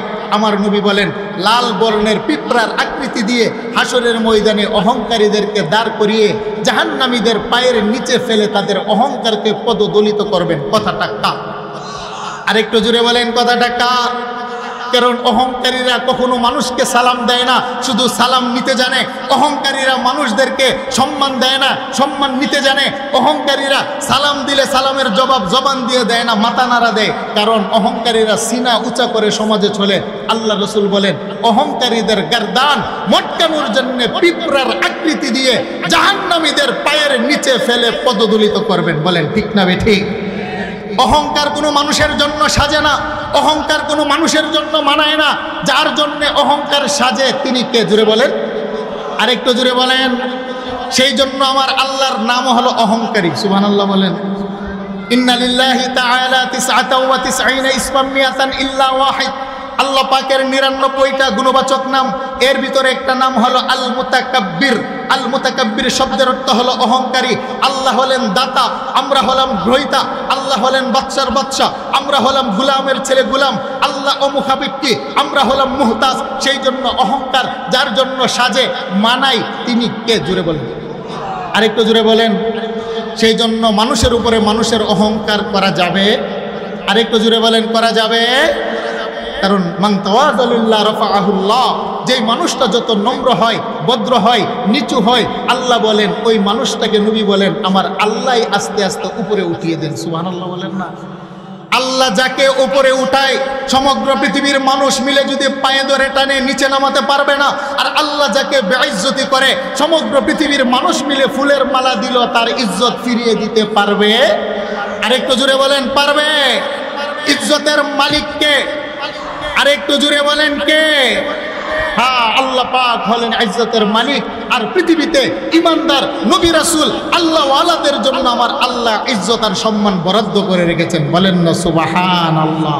আল্লাহ বলেন মালিক ইয়াউমিদ্দিন, সেই বিচার দিবসের মালিক হলাম আমি আল্লাহ। আল্লাহ ডাকবেন, সেদিন কেউ দাঁড়াবে না। নবীজি বলেন শুনো, প্রত্যেকটা মানুষকে আমার আল্লাহ উলঙ্গ করে 2টা পায়ের পাতার উপরে দাঁড় করাবেন। 1 সেকেন্ড মানুষটা ডানেও যেতে পারবে না, বামেও যেতে পারবে না, 1 ইঞ্চি পিছনে যেতে পারবে না। লা তাজুলু কাদামা ইবনে আদম ইয়াউমাল কিয়ামাতি মিন ইনদি রাব্বিহি হাত্তা ইউসআলা আন খামসিন। তিরমিজি শরীফের বর্ণনা, প্রত্যেকটা মানুষকে পায়ের পাতার উপরে দাঁড় করাবেন দিনটা হবে একদিন। দুনিয়াতে 24 ঘন্টায় একদিন হয়। আল্লাহ রসুল বলেন দুনিয়ার 24 ঘন্টার একদিন আখিরাতে হবে না। আল্লাহ জবাব দিলেন ফি ইয়াউমিন কানা মিকদারুহু 50 আলফা সানা, দুনিয়ার 50,000 বছর সমপরিমাণ দীর্ঘ হবে একটা দিন। সেই দিনের বিচারের মালিক হবে একজন, তিনি কে? আল্লাহ বলেন মালিক ইয়াউমিদ্দিন, ওই দিনের মালিক হলাম আমি আল্লাহ। দুইটা পায়ের পাতার উপরে দাঁড় করিয়ে আল্লাহ 5টা প্রশ্ন করবেন। বলেন কয়টি প্রশ্ন করবেন? আরেকটু জোরে বলেন কয়টা? ওয়া আন উমরিহি ফিমা আফনা, আল্লাহ বলবেন তোমাকে 50 বছরের হায়াত দিয়েছিলাম, কিভাবে কাটিয়েছো হিসাব দাও। ওয়া আন শাবাবিহি ফিমা আবলা, তোমার হায়াতের ভিতরে একটা যৌবন কাল ছিল, সোনালী অধ্যায়, তুমি কিভাবে কাটিয়েছো হিসাব মিলাও। তোমার সম্পদ কিভাবে উপার্জন করেছো তুমি হিসাব দাও। উপার্জিত সম্পদ তুমি কিভাবে ব্যয় করেছো হিসাব দাও। উলামায়ে কেরাম, নবী রাসূল, দাওয়াত ও তাবলীগ তোমাদেরকে যা শিখিয়েছিল কোরআন সুন্নাহ থেকে, জানার পরে কতটুক মেনেছো, আমল করেছো হিসাব দাও। হিসাবটা চাবেন কে? আরেকটু জোরে বলেন। আমি জানতে চাই আল্লাহ পাক গোটা জীবনের হিসাব চাবেন। গোটা জীবনের ভিতরে তো যৌবন আছে, কি বলেন, আছে না নাই? আরেকটু জোরে বলেন, আছে না নাই? আল্লাহ পাক স্বতন্ত্র একটা প্রশ্ন উঠাইবেন, ওয়ান শাবাবিহি ফিমা আবলা, বান্দা তুমি তোমার যৌবনের হিসাব মিলাও। সেই জন্য আমার নবী আল জামে আস সহিহ আল মুসনাদ আল মুখতাসার মিন উমুরি রাসূলিল্লাহ সাল্লাল্লাহু আলাইহি ওয়াসাল্লাম, সহিহুল বুখারীর ভিতরে ইমাম বুখারী আলাইহির রাহমা 6 লক্ষ হাদিস থেকে বাছাই করে একখানা হাদিস বুখারী শরীফ জিলদে আউয়ালে উল্লেখ করলেন, সাবাকুল্লাহু ফি জিল্লিহি ইয়াউমা লা জিল্লা ইল্লা জিল্লুহু, হাসরের ময়দানে যেদিন আমার আল্লাহ বিচারকের এজলাসে বসবেন, আল্লাহর আরশে আযমের ছায়া ছাড়া কোনো ছায়া থাকবে না। 7 প্রকারের মানুষকে আমার আল্লাহ তিনার আরশের ছায়ার নিচে সেদিন জায়গা করে দিবেন। সুবহানাল্লাহ বলেন। আমরা আরশের নিচে জায়গা চাই কি চাই না? আরেকটু জোরে বলেন, চাই কি চাই না? আল্লাহ তৌফিক দান করে, সকলে বলেন আমিন। এখন হলো তারা কারা? আরশের নিচে 7 প্রকারের মানুষ জায়গা পাবে, তারা কারা? নবী বলেন ইমামুন আদিল, 1 নম্বর হলো ন্যায়পরায়ণ বাদশা, হতে পারে রাষ্ট্রপ্রধান, হতে পারে এমপি, হতে পারে মন্ত্রী, হতে পারে চেয়ারম্যান, হতে পারে ওয়ার্ডের মেম্বার, হতে পারে এলাকার মাতাব্বর। যারা সাদাকে সাদা বলে, কালোকে কালো বলে, যারা টাকা খেয়ে মানুষের বিচার করে না, ঘুষ খেয়ে সুদ খেয়ে দুর্নীতি করে, যারা মানুষের উপরে অত্যাচার আর জুলুম করে না, ন্যায় আর ইনসাফের বিচার করে, আমার নবী বলেন সে যদি আফ্রিকার গোলাম হয় আমার আল্লাহ আরশের নিচে বসার জায়গা করে দিবেন। বলেন সুবহানাল্লাহ। কিন্তু আমাদের দেশের ভিতরে ইনসাফগার বাদশা আছে? কথা বলেন, আছে? যদি ইনসাফগার থাকতো তাহলে বাংলাদেশের সাধারণ রিস্কাওয়ালা, দিনমজুর, মাটির কুলি, জেলে জামার কামারের ব্যাংকে গচ্ছিত টাকা আমেরিকাতে যেত না, বেগম পাড়াতে গিয়ে বাড়ি হতো না। বলেন ঠিক না ঠিক? আমাদের দেশের এই সমস্ত জালেমেরা গরিবের রক্ত চুষে বাহিরে নিয়ে তারা বাসা বানায়, কারণ তারা ইনসাফগার বাদশা নয়। আল্লাহ বলছেন নবীজি ইমামুন আদিল, যারা ন্যায়পরায়ণ বাদশা। 2 নম্বর হলো অশাবুন নাশা ফি ইবাদাতিল্লাহ, যারা যৌবন বয়সে মালিকের কদমে সেজদা দেয়। সুবহানাল্লাহ। আরেকটু জোরে বলেন আল্লাহু আকবার। এই যে হাসান মাহমুদ ভাই আপনাদের সন্তান, আমাদের সাথে গভীর সম্পর্ক, হাজার হাজার টাকা পয়সা গরিব মানুষের পিছনে খরচ করে আজকে এত সুন্দর একটা মাহফিলের ইন্তজাম করেছেন, দেশ বিখ্যাত উলামায়ে কেরামদেরকে দাওয়াত করেছেন, আপনারা আসছেন, তিনার ফান্ড থেকে মানুষের পাশে দাঁড়ায়।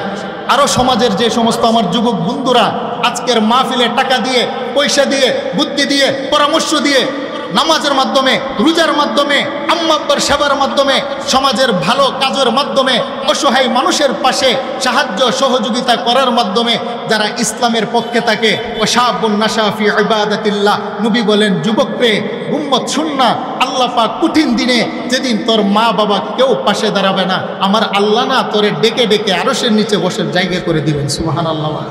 আর কজরে বলেন আল্লাহু আকবার।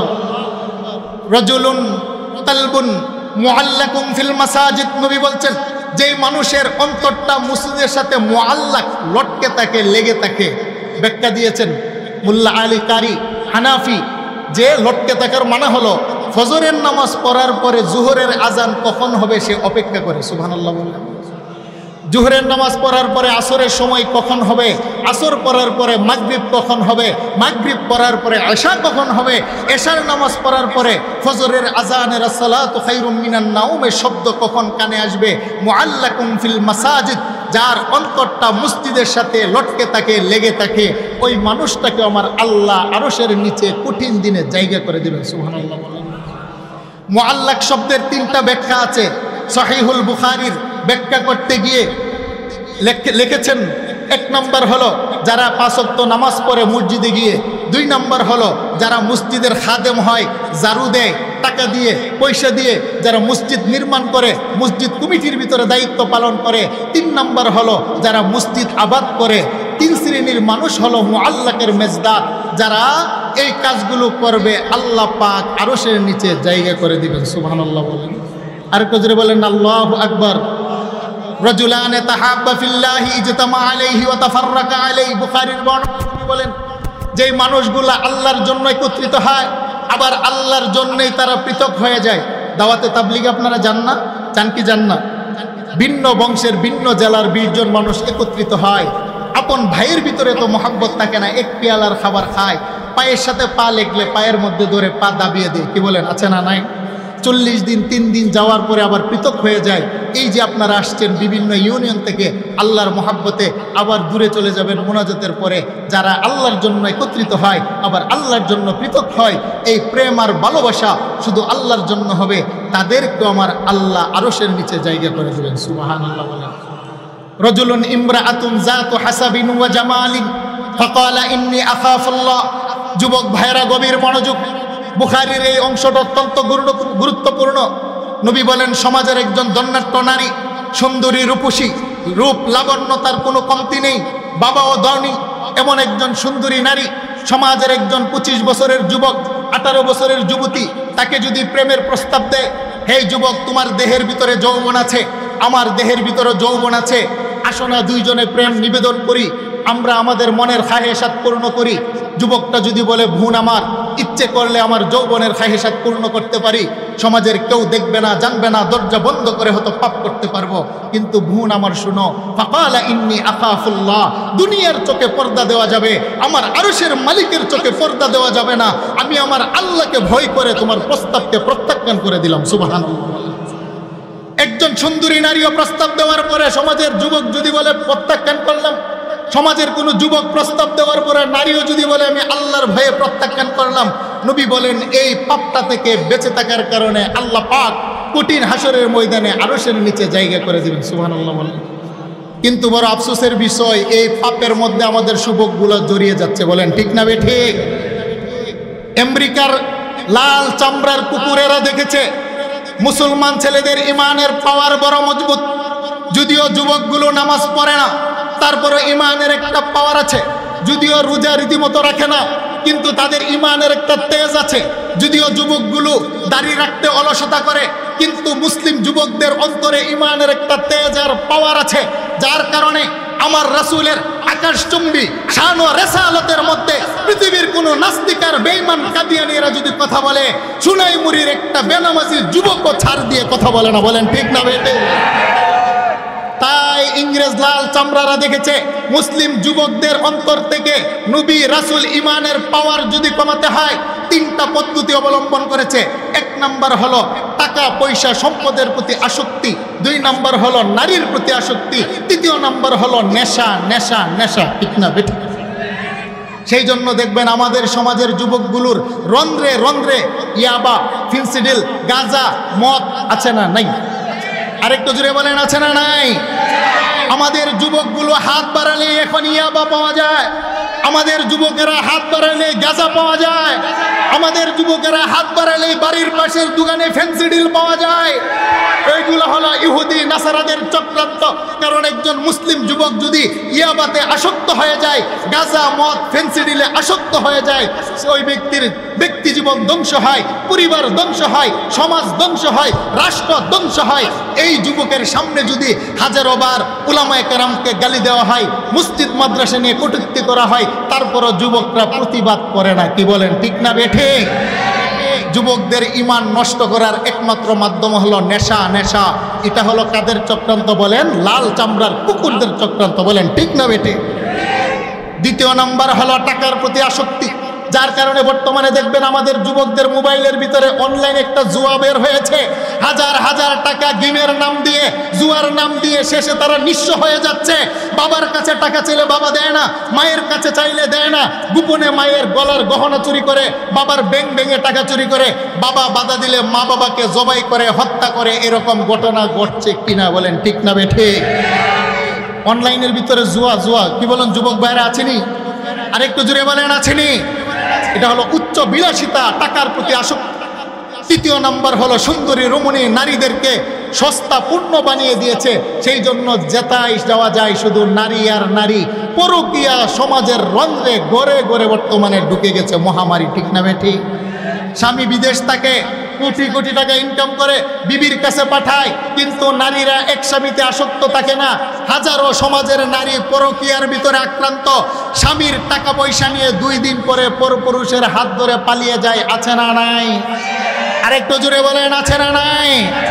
আল্লাহ রাসূল বলেন, যেই সমস্ত যুবকেরা নেশা থেকে বেঁচে থাকবে, পরকীয়া থেকে বেঁচে থাকবে, জিনা ব্যভিচার থেকে বেঁচে থাকবে, আল্লাহ রাসূল কুরআনের বিধানের পরিপন্থী কর্ম থেকে যারা বেঁচে থাকবে, সাবআতু ইউযিল্লুহুমুল্লাহু ফি যিল্লিহি ইয়াওমা লা যিল্লা ইল্লা যিল্লুহু, আমার ছায়া ছাড়া যেদিন ছায়া থাকবে না সেদিন আমি আল্লাহ তোরে আরশের নিচে জায়গা করে দেব। সুবহানাল্লাহ বলেন। এরপর হলো রাজুলুন যাকারাল্লাহু খালিয়ান ফাফাদাতহু আইনা, যেই মানুষটা পাপ আর গুনাহ করার পরে নীরবে নির্জনে তার চোখ থেকে 2 ফোঁটা পানি বের হয়। আমার নবী বলেন, যেই মানুষটা সকালবেলা পাপ করে, পাপের কারণে তার জাহান্নামের আগুন জ্বলে, দুপুরবেলা পাপ করে, পাপের কারণে জাহান্নামের আগুন জ্বলে, রাত্রের বেলা পাপ করে, তার পাপের কারণে জাহান্নামের আগুন জ্বলে। শোনো উম্মত, তোমার জাহান্নামের আগুন পৃথিবীর সাগর আর মহাসাগরের পানি দিলেও নিবে না। জাহান্নামের আগুন জমজমের পানি দিয়ে আল্লাহ নিভাবেন না। বান্দা বান্দির জাহান্নামের আগুন আবে হায়াতের পানি দিলেও নিবে না। বান্দা বান্দির জাহান্নামের আগুন হাউজে কৌসারের পানি দিয়েও আল্লাহ নিভাবেন না। আবু দাউদের বর্ণনা, নবী বলেন, আইনুন বাকাত মিন খাশিয়াতিল্লাহ, যেই মানুষটা পাপ করার পরে আল্লাহর দরবারে তওবা করে লজ্জিত হয়ে তার চোখ থেকে 2 ফোঁটা পানি মাছির মাথা সমপরিমাণ বের হয়, তোমার চোখের পানি বের হয়ে নাকের ডগে আসতে দেরি, আমার মালিকের 7টি জাহান্নামের আগুন তোমার 3.5 হাত দেহের জন্য হারাম করতে আল্লাহ দেরি করে না। সুবহানাল্লাহ। আরেকটু জোরে বলেন না আল্লাহু আকবার। চোখের পানির এত দাম। অতঃপর আমার নবী বলেন, যে মানুষটা ডান হাতে দান করে তার বাম হাত টের পায় না, এই 7 প্রকারের মানুষকে আমার আল্লাহ আরশে আউজিমের নিচে জায়গা করে দিবেন। মালিক ইয়াউমিদ্দিন, যেই দিনের একমাত্র বিচারক একজন। চিল্লায় বলেন, তিনি কে? আরেকটু জোরে বলেন, তিনি কে? এই 7টি গুণ আমাদের অর্জন করা দরকার আছে না নাই? তাহলে আল্লাহ প্রশ্ন করবেন 5টি। জিবা মুফাসসিরিনে কেরাম আল্লামা আলুসি আল বাগদাদি তাফসীরে রূহুল মানির মধ্যে আয়াতের ব্যাখ্যা লিখতে গিয়ে উল্লেখ করেছেন, তাফসীরাতে আহমদিয়া মুল্লা জিউন রাহমাতুল্লাহি আলাইহি আয়াতের তাফসীর লিখতে গিয়ে উল্লেখ করেছেন। আল্লামা কাজী সানাউল্লাহ পানিপতি রাহমাতুল্লাহি আলাইহি তাফসীরে মাজহারির মধ্যে আয়াতের তাফসীর লিখতে গিয়ে উল্লেখ করেছেন, আল্লাহ পাক প্রথমে ভাইয়ের কথা কেন বললেন? ভাই বড়দন, রক্তের বাঁধন, ভাইয়ের সাথে ভাইয়ের একটা রক্তের বন্ধন আছে। আজকে যদি আমার একটা ভাই অ্যাক্সিডেন্ট হয়ে রাস্তায় পড়ে থাকে, সোনাইমুড়ির সমস্ত মানুষগুলো যদি দরজা বন্ধ করে ঘুমিয়ে যায়, আমার রক্তের ভাই যদি হালাল হয়, আমার ভাই আমাকে ফেলে দিয়ে কখনো আসতে পারবে না। আমার বিপদে আমার ভাই কখনো ঘরে বসে থাকতে পারবে না। এত বন্ধন আর মায়া মমতা, সেই আপন ভাইটাই মুসিবতের দিন বলবে ভাই বলে কোনো শব্দ দুনিয়াতে ছিল না। আল্লাহু আকবার। মার কাছে যাবে, মা পালাবে, বাবা পালাবে, বন্ধু বান্ধব পালাবে। লা ইয়াসআলু হামিমুন হামিমা ইউবাসসিরুনাহুম। হামিম শব্দের 2 অর্থ, একটা হলো গরম পানি, আরেকটা হলো অন্তরঙ্গ বন্ধু। অন্তরঙ্গ বন্ধু মানে এমন কিছু কথা আছে যে কথাটা আমি আমার স্ত্রীর কাছে বলতে পারি না, মার কাছে বলতে পারি না, কিন্তু আমার কিছু বন্ধু আছে যাদের কাছে বলা যায়, তাদেরকে বলা হয় হামিম।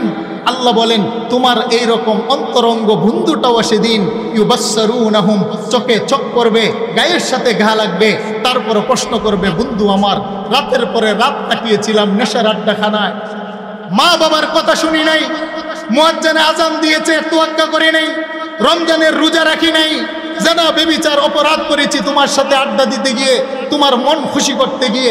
আজকে তো আমি মালিকের আসামির কাঠগড়ায়, আমাকে একটু সাহায্য করো। আল্লাহর কোরআন বলে সেদিন বন্ধুও তার বন্ধুর প্রশ্নের কোনো জবাব দিবে। আরেকটু জোরে বলেন, দিবে। বুখারীর বর্ণনা, সাইয়েদনা আনাস বলেন, ইয়া রাসূলুল্লাহ, সেদিন মা বাবা আপনজন নেতা নেত্রী কাউকে পাওয়া যাবে না। নবী গো, জানতে পরে মনে চায় সেই কঠিন বিচারকের দিনে আজকে দুনিয়াতে মুসিবতে পড়লে আপনি কামলেওয়ালার দরবারে আসি দোয়া করেন, সমাধান হয়ে যায়। রহমতের নবী, আপনাকে কোথায় গেলে পাবো, একটু সন্ধান দেন। সুবহানাল্লাহ। আরেকটু জোরে বলেন আল্লাহু আকবার। আমার নবী বলেন, আনাস, সেই কঠিন হাসরের ময়দানে 3টা জায়গায় আমাকে তালাশ করবে। আমি কামলেওয়ালা নবী, শাফাআতি লি আহলিল কাবাইর মিন উম্মতি, আল্লাহর পক্ষ থেকে সুপারিশ করার ক্ষমতা আর পাওয়ার নিয়ে 3টা জায়গায় আমার গুনাহগার উম্মতকে শাফাআত করার জন্য আমি দৌড়াতে থাকবো। সুবহানাল্লাহ। আরেকটু জোরে বলেন আল্লাহু আকবার। ইয়া রাসূলুল্লাহ, 3টা জায়গার একটু ঠিকানা দেন। আবু দাউদের বর্ণনা মেশকাতে আসছে, আমার নবী বলেন, ইনদাল ফুলসিরাত, ফুলসিরাতের কিনারায় গিয়ে আমাকে তালাশ করবে। আনাস বলেন, ইয়া রাসূলুল্লাহ, যদি ফুলসিরাতের কিনারায় গিয়ে আপনার সাক্ষাৎ না পায়, নবী বলেন, ইনদাল মিজান, মিজানের কাছে গিয়ে আমাকে তালাশ করবে। ইয়া রাসূলুল্লাহ, যদি মিজানের কিনারায় গিয়ে আপনাকে না পায়, কোথায় যাব? নবী বলেন, ইনদাল হাউজ, হাউজে কাউসারের কিনারায় গিয়ে আমার মুলাকাত পাবি। কারণ আমার উম্মত উলঙ্গ বদনে দাঁড়িয়ে থাকতে থাকতে কলিজা পিপাসায় ফেটে যাবে। আমার আল্লাহ আমাকে হাউজে কাউসার দান করিয়েছেন। যারা আমাকে দুনিয়াতে মেনেছে, আমার সুন্নতকে যারা গলার মালা বানিয়েছে, যারা আমি রাসূলের ইত্তেবা অনুসরণ করেছে, আমার আদর্শকে যারা লালন করেছে, আম্মা আব্বার নাফরমানি করে নাই, জেনাবে বিচার করে নাই, মানুষের উপর জুলুম করে নাই, আমি আল্লাহ রাসূলের বিধান যারা মেনেছে, আমার তরিকা, আমি নবীজির সুন্নত যারা মেনেছে, বেদাত করে নাই, শিরিক করে নাই, কুফরি করে নাই, আমি আমার গুনাহগার উম্মতকে ধরে এনে এনে আমার নিজ হাতে হাউজে কাউসারের পানি সেদিন পান করিয়ে দিব। সুবহানাল্লাহ। আরেকটু জোরে বলেন আল্লাহু আকবার। নবী বলেন, শোনো, হাউজে কাউসারের পানি কেমন জানুনি? মাউহু আশাদ্দু বায়াদাম মিনাল লাবান, হাউজে কাউসারের পানি হলো দুধের চাইতো সাদা। ওয়া আহলা মিনাল আসল, হাউজে কাউসারের পানির মিষ্টতা হলো মধুর চাইতো বেশি। ওয়া আতিয়াবু রিহুহু আতিয়াবু মিনাল মিস্ক, হাউজে কাউসারের পানির খুশবু হলো মেশক আম্বরের চাইতো অধিক। ওয়া আকওয়াবুহু কাআদাদু নুজুমিস সামা, হাউজে কাউসারের চতুর্দিকে আকাশের তারকারাজির নেই অসংখ্য অগণিত স্বর্ণ রূপার গ্লাস পরে থাকবে। মান শারিবা মিনহু শারবা লাম ইয়াজমা বাদাহা আবাদা, আমি রহমতের নবী আমার যে গুনাহগার উম্মতকে একটু পানি পান করবে আর কোনোদিন তার পিপাসা লাগবে না। সুবহানাল্লাহ বলেন। সেই নবীর হাতে হাউজে কাউসারের পানি চাই কি চাই না? একটু হাত উঠায় বলেন, কারা কারা চাই? বলেন নারে তাকবীর। হাত নামান, আমরা হাউজে কাউসারের পানি চাই তো? সাহাবায়ে কেরাম প্রশ্ন করলেন হাদিসের শেষ অংশে, আতারিফুনা ইয়াউমা ইজিন ইয়া রাসূলুল্লাহ ইয়া হাবিবাল্লাহ, হাসরের ময়দানে মুসা নবীর উম্মত, ঈসা নবীর উম্মত, সুলাইমান ও দাউদ নবীর উম্মত, জাকারিয়া ইয়াহইয়া নবীর উম্মত, সোয়া 1 লক্ষ নবী রাসূলের উম্মত উপস্থিত থাকবে। আপনি আমাদেরকে চিনবেন কিভাবে? আমরা উপস্থিত থাকব, আপনি চিনলেই তো হাউজে কাউসারের পানি পান করাবেন, চিনতে পারবেন? নবীজি জবাব দিলেন, কালা নাম, হ্যাঁ, আমি আমার গুনাহগার উম্মতকে সেদিন একটা আলামত দেখে চিনতে পারবো। সুবহানাল্লাহ বলেন। আর কেউ যদি বলেন আল্লাহু আকবার। কি আলামত? আমার নবী বলেন, আমার উম্মতের একটা বৈশিষ্ট্য থাকবে যেটা অন্য উম্মতের থাকবে না। তুরিদুনা আলাইয়া গুররাম মুহাজ্জালিনা মিন আসারিল উযু, আমার উম্মত সকালবেলা নামাজ পড়ার জন্য উযু বানায়। প্রথমে চেহারা দৌত করে উজুর পানি দিয়ে, তারপরে 2 হাত দৌত করে উজুর পানি দিয়ে, তারপরে মাথা মাসে করে উজুর পানি লাগে, তারপরে পায়ের টাকনু দৌত করে উজুর পানি লাগে। দুপুরবেলা উজু বানাই, বিকালবেলা উজু বানাই, রাত্রের বেলা উজু বানাই। আমার উম্মতের চেহারা যদিও কালো হয়, হাসরের ময়দানে উজুর পানি লাগার কারণে আকাশের পূর্ণিমার চাঁদের মধ্যে কালো কালো কতগুলো দাগ আর স্পট দেখা যায়। আমার উম্মতের কালো চেহারায় যেখানে উজুর পানি দৈনিক 5 বার লেগেছে, তার চেহারাটা পূর্ণিমার চাঁদের চাইতো কোটি গুণ উজ্জ্বল হয়ে যাবে। বলেন সুবহান। আর কেউ যদি বলেন আল্লাহু আকবার। এখন আমি জানতে চাই, উজু করে কারা? ফুটবল খেলে যারা, বলেন বলেন বলেন বলেন। উজু করে কারা? ফুটবল খেলার জন্যে। উজু করে কেন? ক্রিকেট খেলার জন্যে। উজু করে কেন? সিনেমা দেখার জন্যে। উজু করে কেন? রাজনীতি স্লোগান দেওয়ার জন্যে। উজু করে তারা, নামাজ পড়ে যারা, নামাজ পড়ে যারা নবীর হাতে হাউজে কাউসারের পানি পাবে তারা। বলেন ঠিক না বেঠিক? তাহলে নবী জিতবেন উজুর চিহ্ন দেখে, হাদিস। আর উজু করে নামাজের জন্য। তাহলে বোঝা গেল 5 ওয়াক্ত নামাজি যারা হয় তার চেহারা যদি কালো হয়, তার চেহারা সেদিন কালো থাকবে না, পূর্ণিমার চাঁদের মতো উজ্জ্বল করে দিবেন কে? একটু জিকির করেন লা ইলাহা।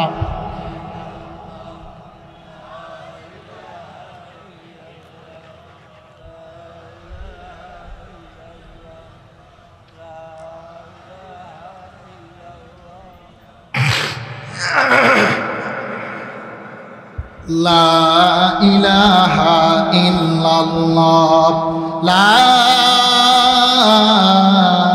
ইলাহা ইল্লাল্লাহ, মুহাম্মাদুর রাসূলুল্লাহ সাল্লাল্লাহু আলাইহি ওয়াসাল্লাম। সকলে বলেন আল্লাহুম্মা আমিন।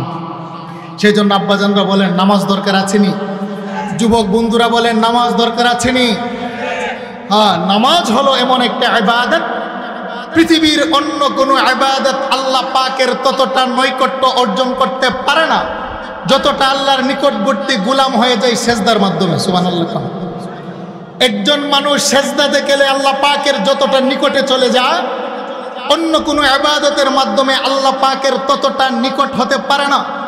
যার কারণে পৃথিবীর সমস্ত ইবাদত আল্লাহ পাক জিব্রাইলের মাধ্যমে দুনিয়াতে অবতীর্ণ করেছেন। একমাত্র সালাত আর নামাজ এমন এক গুরুত্বপূর্ণ ইমানের পরে ইবাদত, যেই ইবাদত আল্লাহ জমিনে জিব্রাইল দিয়ে দেয় নাই। লৌহ আল্লাহ পাক সপ্তম আকাশ সিদরাতুল মুনতাহা অতিক্রম করে আল্লাহর আরশে আযীমের মধ্যে নিয়ে বন্ধুর সাথে বন্ধু আলাপচারিতা করে বাড়িতে আসার সময় আমার আল্লাহ পাক হাদিয়া দিয়েছেন। সুবহানাল্লাহ বলেন। আরেকটু জোরে বলেন আল্লাহু আকবার। তাহলে নামাজের গুরুত্ব কম না বেশি? আরেকটু জোরে বলেন কম না বেশি? আমার নবীজির নবুয়ত আর রিসালাতের জিন্দেগি ছিল 63 বছর। কি বলেন? আমার নবীজি হায়াত পেয়েছেন 63 বছর। আমার নবীজির জীবনের শেষ কথা বুখারীর বর্ণনা পাওয়া যায়, আসসালাত আসসালাত আসসালাত আমা ওয়ালাকাত আইমানুকুম। আল্লাহর নবী বলেন উম্মত নামাজ নামাজ নামাজ। বুঝা গেল আমার নবীজির নবুয়ত আর রিসালাতের সর্বশেষ সারমর্ম কথা হলো সালাত সালাত সালাত। যার কারণে আমার নবী জীবনের শেষ কথাটা উম্মত নামাজ নামাজ নামাজ। বলেন ঠিক না বেঠিক? বলেন এটা আমার নবীজির জীবনের শুরু কথা না শেষ কথা? আরেকটু জুড়ে বলেন শুরু কথা না শেষ কথা? তাহলে বোঝা গেল আমার নবীজির জীবনের সারমর্ম হলো নামাজ আর নামাজ। কেন? যেই মানুষটা নামাজি হয় সে লাল পানি পান করে না। বলেন ঠিক না বেঠিক? যেই মানুষটা নামাজি হয় সে দুর্নীতি করতে পারে না। যেই মানুষটা নামাজি হয় সে জেনা ব্যভিচার করতে পারে না। যেই মানুষটা সমাজের নামাজি হয় তার দ্বারা সমাজের মানুষ কষ্ট পায় না। যেই মানুষটা প্রকৃত নামাজি হয় তার জবান দ্বারা, তার হাতের দ্বারা, তার কর্মের দ্বারা, তার অঙ্গ প্রত্যঙ্গ দ্বারা সমাজের মানুষ নিরাপদ কষ্ট পায় না। ইন্নাস সালাতা তানহা আনিল ফাহশাই ওয়াল মুনকার। কারণ নামাজ মানুষকে সমস্ত অপকর্ম থেকে বিরত রাখে। সেই জন্য নবীজি বলেন নামাজ পড়ার আগে যারা উযু করবে আমি নবী উযুর চিহ্ন দেখে তাদেরকে হাউজে কাউসারের পানি পান করে দেব। বলেন সুবহানাল্লাহ। আল্লাহ বলেন মালিক ইয়াউমিদ্দিন। ওই বিচার দিবসের মালিককে জুড়ে বলেন, আরেকটু জুড়ে বলেন। আল্লাহ বলেন মালিক ইয়াউমিদ্দিন। ওই বিচার দিবসের একমাত্র মালিক হলাম আমি আল্লাহ। দুনিয়ার আদালতে কেহ যদি বাবা চেয়ারের মধ্যে বসেন টাকা খেয়ে বিচার করে, কি বলেন ঠিক না বেঠিক? আরেকটু জুড়ে বলেন ঠিক না বেঠিক? শুনেন, ভারত উপমহাদেশ শাসন করেছে মুসলিমেরা, মুঘল শাসক। 800 বৎসর পর্যন্ত এই ভারতবর্ষকে তারা শাসন করেছে। আপনি দিল্লিতে যান, মুঘল শাসকদের স্থাপনা, দিল্লি লালকেল্লা দেখতে পাবেন, দিল্লি কুতুব মিনার দেখতে পাবেন, দিল্লি আগ্রা তাজমহল দেখতে পাবেন, দিল্লি শাহে জামে মসজিদ দেখতে পারবেন। এই স্থাপনাগুলো প্রমাণ করে ভারতবর্ষের মুঘল শাসকের কতটা সমৃদ্ধি ছিল। মুঘল শাসকেরা এই ভারত উপমহাদেশ শাসন করেছিল সুন্দরভাবে, সুষ্ঠুভাবে, ইনসাফের সহিত। 800 বছর ইংরেজের লাল চামড়াওয়ালারা ইস্ট ইন্ডিয়া ব্যবসার নাম দিয়ে ভারতে এসে নামদারি মুসলমান মুনাফিকদেরকে হাত করে মুসলমানের কাছ থেকে ক্ষমতা কেড়ে নিয়ে 200 বছর পর্যন্ত রাজত্ব কায়েম করেছে। পরবর্তীতে উলামায়ে দেওবন্দ ইংরেজদেরকে তাড়ানোর ক্ষেত্রে হিন্দু মুসলিম জনসাধারণ উলামায়ে কেরাম একত্রিত হয়ে ইংরেজদেরকে ভারতবর্ষ থেকে তাড়িয়েছে। কিন্তু ইংরেজদের রচিত প্রণীত কালো আইন এখনো বাংলাদেশের পার্লামেন্টে আছে না নাই? আরেকটু জুড়ে বলেন আছে না নাই?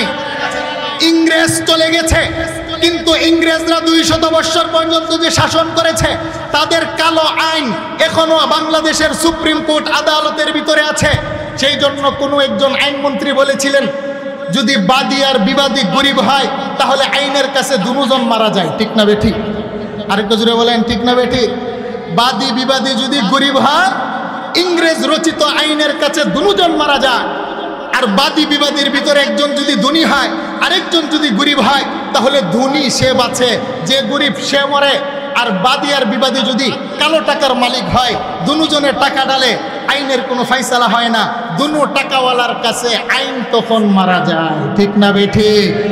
আরেকটু জুড়ে বলেন ঠিক না বেঠিক? সম্মানিত হাজিরিন, এ আইন বাংলাদেশে আছে না নাই? যারা ক্ষমতা যায় 7 খুন করলো তারা মাফ, আর যারা বিরোধী দলে যায় হাজার হাজার মামলা দিয়ে জেলখানার ভাত খাওয়ায়। কি বলেন আছে নি? এটা হলো ইংরেজদের প্রণীত আইন, আমাদের দেশে চলমান আছে না নাই? আরেকটু জুড়ে বলেন আছে না নাই? আমরা শান্তি খুঁজি, অথচ আমরা শান্তি পাচ্ছি না। আমার নবী পৃথিবীতে এসেছিলেন 1500 বছর পূর্বে। 1500 বছর পূর্বে যুগটা ছিল জাহিলিয়াতের যুগ। নারীর নিরাপত্তা ছিল না, সমাজের নিরাপত্তা ছিল না, মানুষের ব্যবসার নিরাপত্তা ছিল না, সম্মান ছিল না। সেই অন্ধকার আর বর্বরতার যুগকে বলা হয় এক শব্দে জাহিলিয়াতের যুগ। সেই জাহিলিয়াতের যুগে আমার নবীর আদর্শ দিয়ে, চরিত্র দিয়ে, আখলাক দিয়ে, ব্যবহার দিয়ে অন্ধকার যুগের মানুষগুলোকে সোনার মানুষে রূপান্তরিত করেছিলেন। সুবহানাল্লাহ বলে। এখনো যদি বাংলাদেশে শান্তি পেতে চায় তাহলে পায়ের নখ থেকে মাথার চুল পর্যন্ত, রান্নাঘর থেকে পার্লামেন্ট পর্যন্ত মুহাম্মদুর রাসূলুল্লাহর আদর্শ এবং তরিকা লাগবে। বলেন ঠিক না বেঠিক? এই ছাড়া শান্তি আসা সম্ভব? আমার নবীর তরিকা দরকার আছে না নাই? আল্লাহ পাক আমাদেরকে নবীর তরিকা মানার তৌফিক দান করে। সকলে বলেন আমিন। আল্লাহ বলেন মালিক ইয়াউমিদ্দিন, বিচার দিবসের মালিক কে? আরেকটু জোরে বলেন। দুনিয়ার চেয়ারে যখন মানুষ বসে তখন মানুষে সত্য মিথ্যার ফাইসালা দেয়। অনেক সময় সত্য হয়, অনেক সময় মিথ্যা হয়। আল্লাহ বলেন গোলাম রে শুনো, আমি হলাম ইনসাফগার বাদশাহ, আমি দুনিয়ার কারো উপর জুলুম করব না। সারাটা জীবন তুমি পাপ করেছো, রাত্রের বেলা ঘুমাতে গিয়ে তুমি যে সাইড পরিবর্তন করেছো, ডান দিক থেকে বাম দিকে হয়েছো, তোমার মনের অজান্তে ডান দিক থেকে বাম দিকে হওয়ার জন্য তুমি জবান দিয়ে আল্লাহ একটা শব্দ ব্যবহার করেছিলে। হাসরের ময়দানে আমি ইনসাফগার বাচ্চা ওই ঘুমের ঘরে আল্লাহ শব্দটাও তোমাকে সেদিন বুঝিয়ে দিব। বলেন সুবহানাল্লাহ। আরেকটু জোরে বলেন আল্লাহু আকবার।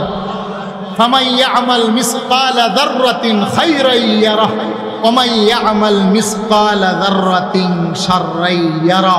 আল্লাহ বলেন যাররা পরিমাণ যদি তুমি পাপ করো সেটার হিসাবও আমি আল্লাহ নেব। যাররা পরিমাণ যদি তুমি পাপ করো, নেকের কাজ করো, সেটাও আমি তোমাকে বুঝিয়ে দিব। কথাটা কার?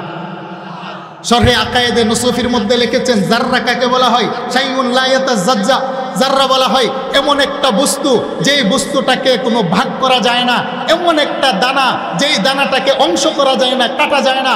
এমন একটা দানা পরিমাণ যদি কেহ আমার আল্লাহকে আল্লাহ বলে ডাক দেয়, আল্লাহ বলেন তোর কঠিন দিনে এই বিষয়টাও আমি তোকে বুঝিয়ে দেব। সুবহানাল্লাহ। আল্লাহ বলেন মালিক ইয়াউমিদ্দিন, বান্দারে ওই বিচার দিবসের মালিক আমি আল্লাহ। প্রত্যেকটা মানুষকে আমার আল্লাহ সেদিন দাঁড় করাবেন। আল্লাহ হবেন বাদশাহ, মানুষগুলো হবে আসামি। 3 প্রকারের মানুষকে আমার আল্লাহ উকালিতি করার ক্ষমতার পাওয়ার দিবেন। কয় প্রকারের মানুষ? আরেকটু জুড়ে বলেন কয় প্রকারের মানুষ? আল্লাহ হবেন বিচারক, দুনিয়ার মানুষগুলা হবে পাপী দাপী আসামি। আমার নবী বলেন আল্লাহ 3 প্রকারের মানুষকে কথা বলার, সুপারিশ করার, উকালতি করার পাওয়ার দিবেন। আল্লাহর নবীর হাদিস, ইয়াসফাউ ইয়াউমাল কিয়ামতি সালাস আল আম্বিয়া সুম্মাল উলামা সুম্মাশ শুহাদা। এক নম্বর যারা উকালতি করবেন তারা হবেন নবী রাসূল উম্মতের পক্ষে কথা বলবেন। 2 নম্বর হলো সুম্মাল উলামা, জগতের উলামায়ে কেরাম, হক্কানি রব্বানি আলেম, হাফেজে কুরআন, আহলুল্লাহ যারা আছে, কুরআনের দ্বারক বাহক যারা আছে, আমার নবী বলেন আল্লাহ পাক কুরআনের খাতিরে, আসমানি ইলমের খাতিরে আল্লাহ হবেন বিচারক। আর আলেমকে দাঁড়িয়ে বলবে কথা বলার অনুমতি দিলাম, তুই যার পক্ষে কথা বলবি তাকে আমি আল্লাহ মাফ করে দেব। সুবহানাল্লাহ বলেন। এখানে একটা কথা আছে, শুধু নামদারি মৌলবী হলেই হবে না, বলেন ঠিক না বে ঠিক? দরবারি মৌলবী হলে হবে না। যারা মাজারের পক্ষে কথা বলে, শিরিকের পক্ষে কথা বলে, বেদাতের পক্ষে কথা বলে, যারা মুসলমানদের ঈমান আকীদা নষ্ট করার পক্ষে দালালি করে, আল্লাহ রাসূল বলেন তারা হলো জগতের সবচাইতে নিকৃষ্ট। আর যারা হালালকে হালাল, সত্যকে সত্য, ন্যায় আর ইনসাফের পক্ষে যারা থাকে তারা হলো পৃথিবীর শ্রেষ্ঠ সন্তান আলেম। আর তাদেরকে আল্লাহ অনুমতি পাওয়ার দিবেন, হাজারো গুনাহগারকে সুপারিশ করে জান্নাতে নিয়ে যাওয়ার ক্ষমতা আল্লাহই দিবেন। সুবহানাল্লাহ। আর একটু জোরে বলেন না আল্লাহু আকবার। এই যে আপনাদের একটা মাদ্রাসা আছে, আছেনি? আর একটু জোরে বলেন আছে কিনা?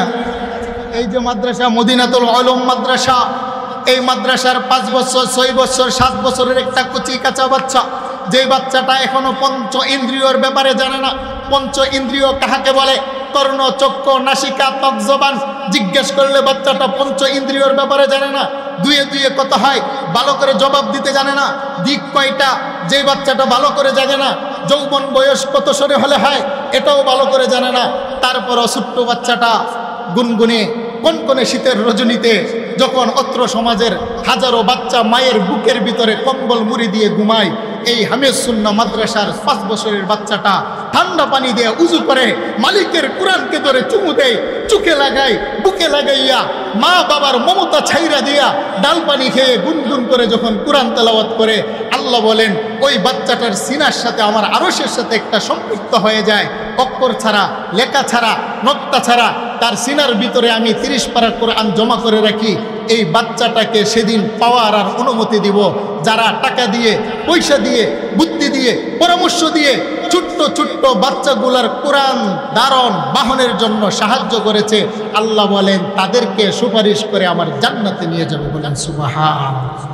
তাই এই মাদ্রাসার সাথে আমাদের সম্পৃক্ত থাকা দরকার আছেনি? আরেকটু জোরে বলেন আছেনি? টাকা দিয়ে, বুদ্ধি দিয়ে, পরামর্শ দিয়ে। শুনেন, তিরমিজি শরীফের একটা বর্ণনা পাওয়া যায়, 3 শ্রেণীর মানুষ উকালিত করবেন। রমজানের রোজাও সুপারিশ করবে এবং 30 পারা কোরআন ও আল্লাহর দরবারে সুপারিশ করবে। সুবহানাল্লাহ বলেন।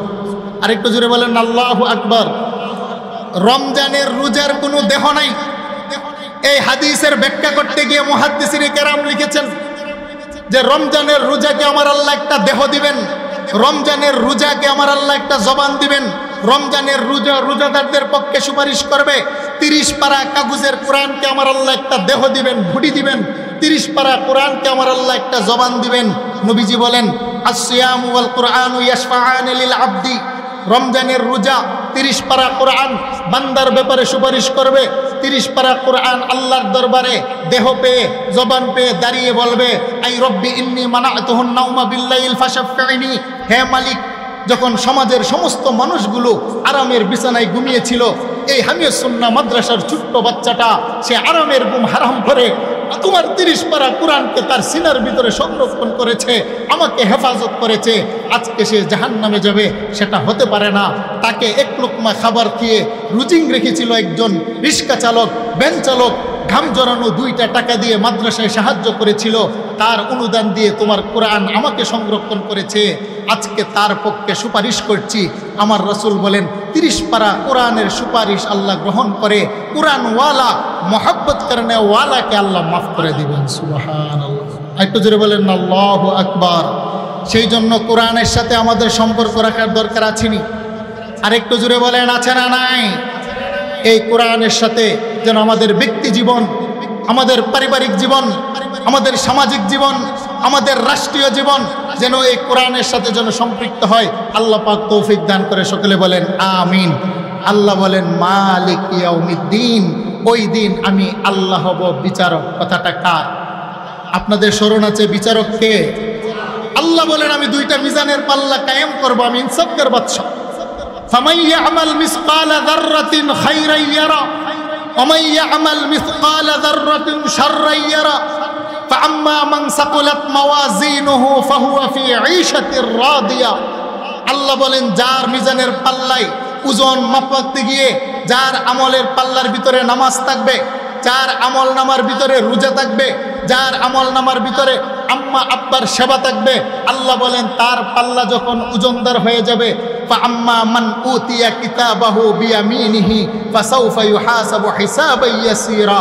আল্লাহ বলেন তার ডান হাতে আমল নামা জান্নাতের টিকিট যখন দেব, তার জন্য সমস্ত বিষয়গুলো সহজ হয়ে যাবে। সুবহানাল্লাহ। আরেকটু জোরে বলেন আল্লাহু আকবার। তার সমস্ত বিষয়গুলো সহজ হবে, সে হাসতে থাকবে।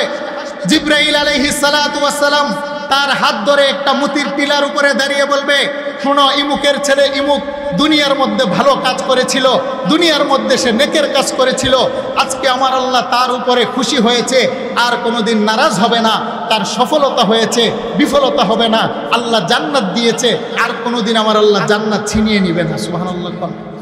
আমরা ডান হাতে আমল নামা চাই কি চাই না? আরেকটু জুড়ে বলেন, চাই কি চাই না? ডান হাতে আমল নামা আসার জন্য একটা গুরুত্বপূর্ণ কাজ হলো মা বাবার সেবা। বলেন ঠিক না বে ঠিক? মা বোনেরা আমাদেরকে শুনছেন, যদি ডান হাতে আমল নামা পেতে চান তাহলে আপনাদের উল্লেখযোগ্য একটি আমল হলো পর্দা, পর্দা, পর্দা। বলেন ঠিক না বে ঠিক? যেই সমস্ত নারীরা তার সতীত্বকে হেফাজত করবে, যেই সমস্ত মা বোনেরা তার মাতৃত্বকে হেফাজত করবে, যেই সমস্ত নারীরা তার নারীত্বকে হেফাজত করবে, আপনি যাবেন বাজারে, অনুমতি আছে, প্রয়োজনে ডক্টরের কাছে যাবেন, অনুমতি আছে, প্রয়োজনে আপনি ব্যাংকে যাবেন, অনুমতি আছে, কিন্তু হিজাব আর পর্দা পরে যেতে হবে। এটা হলো আল্লাহ রাসূলের বিধান। বলেন ঠিক না বে ঠিক? কিন্তু বড়ই আফসোস, আমাদের সমাজের মা বোনেরা বুরকা পরে ঠিক, কিন্তু চেহারা ডাকে না। কি বলেন ঠিক না বে ঠিক? নোয়াখালীর মানুষ বলেন তো, আপনারা যখন মেয়ে দেখতে যান, মেয়ের পা দেখে পছন্দ করেন না চেহারা দেখে পছন্দ করেন? আরেকটা জোরে বলেন, পা দেখে ছেলে না চেহারা দেখে? তাহলে চেহারার প্রতি হলো নারীর আকর্ষণ। তাহলে যারা বুরকা পরে, পর্দা করে, চেহারা ডাকে না, এটা পরিপূর্ণ হয় না। অবশ্যই আপনি হিজাব করবেন, আপনার চেহারা যেন ডাকে থাকে। যে সমস্ত নারীরা তার নারীত্ব সতীত্বকে হেফাজত করবে, আল্লাহ পাকের জান্নাতের 8টি দরওয়াজা তার জন্য উন্মুক্ত হয়ে যাবে। বলেন সুবহানাল্লাহ। আল্লাহ সুবহানাহু ওয়া তাআলা যেই কথাগুলো বলেছি, এইগুলোর উপরে আমাকে আপনাদেরকে সকলকে আমল করার তৌফিক দান করুন। আজকের এই মাহফিলকে আল্লাহ পাক নাজাতের জরিয়া হিসেবে কবুল ও মঞ্জুর করুন। বিশেষ করে আমাদের ভাই মাহমুদ ভাইকে আল্লাহ পাক হায়াতে, রিজিকে, সুস্থতায় ওনার পরিবার সহ সকলকে আল্লাহ কবুল ও মঞ্জুর করে। সকলে বলেন আমিন। আসসালামু আলাইকুম ওয়া রাহমাতুল্লাহি ওয়া বারাকাতুহু। আলহামদুলিল্লাহ, অত্যন্ত গুরুত্বপূর্ণ আলোচনা পেশ করছিলেন হযরতুল আল্লাহ মুফতি ইজাজুর রহমান কাসেমী হাফিজাহুল্লাহ। আলহামদুলিল্লাহ, আমরা দেখতে পাচ্ছি আমাদের মাঝে উপস্থিত হয়েছে আজকের মাহফিলের প্রধান বক্তা, প্রধান আকর্ষণ মুফতি হাবিবুর রহমান ইসলাম। সম্মানিত উপস্থিতি, আমরা যেখানে আছি, আমরা সকলে কেন্দ্রের মধ্যে অবস্থান করি। এখন সম্মাননা গ্রহণ করবেন মুফতি মিজানুর রহমান কাসেমী। আজকের আল মাহমুদ ফাউন্ডেশনের পক্ষ থেকে তাকে সম্মাননা গ্রহণ করার জন্য অনুরোধ করা যাচ্ছে। সম্মাননা দিচ্ছেন আমাদের আল মাহমুদ ফাউন্ডেশনের সভাপতি মাহমুদ হাসান রাহাতের পিতা। এখন সম্মাননা গ্রহণ করবেন আমাদের আজকের মাহফিলের প্রধান বক্তা, বিশিষ্ট লেখক প্রফেসর মুফতি হাবিবুর রহমান ইসলাম কুয়াকাটা হুজুর। আল মাহমুদ ফাউন্ডেশনের পক্ষ থেকে সম্মাননা গ্রহণ করার জন্য মাদ্রাসা মুহতামিম সাহেবের হাত থেকে গ্রহণ করার জন্য সুবিধা অনুরোধ করছি। সম্মানিত উপস্থিতি, আমরা যারা এখন ওদিক সাথে ঘোরাফেরা করছি, আমরা সকলেই মাহফিলের প্যান্ডেলে এসে সকলে সমবেত হই। আমরা যারা মাঠে বসছি, আমরা একটু চেপে চেপে সামনের দিকে আগে বসি। মাহফিলের আগে আমরা সকলে একটু সামনের দিকে এগিয়ে বসি। সম্মানিত উপস্থিতি, নবগ্রাম ইসলামাবাদ মদিনাতুল উলুম মাদ্রাসা ও আল মাহমুদ ফাউন্ডেশন কর্তৃক আয়োজিত যোগীর দেবী মাহফিলে আজ এই পর্যায়ে আপনাদের সামনে আখিরি বয়ান পেশ করছেন আজকের মাহফিলের প্রধান আকর্ষণ, বিশিষ্ট ইসলামী চিন্তা, বিশিষ্ট লেখক, দার্শনিক মুফতি হাবিবুর রহমান ইসলাম কুয়াকাটা হুজুর। আমি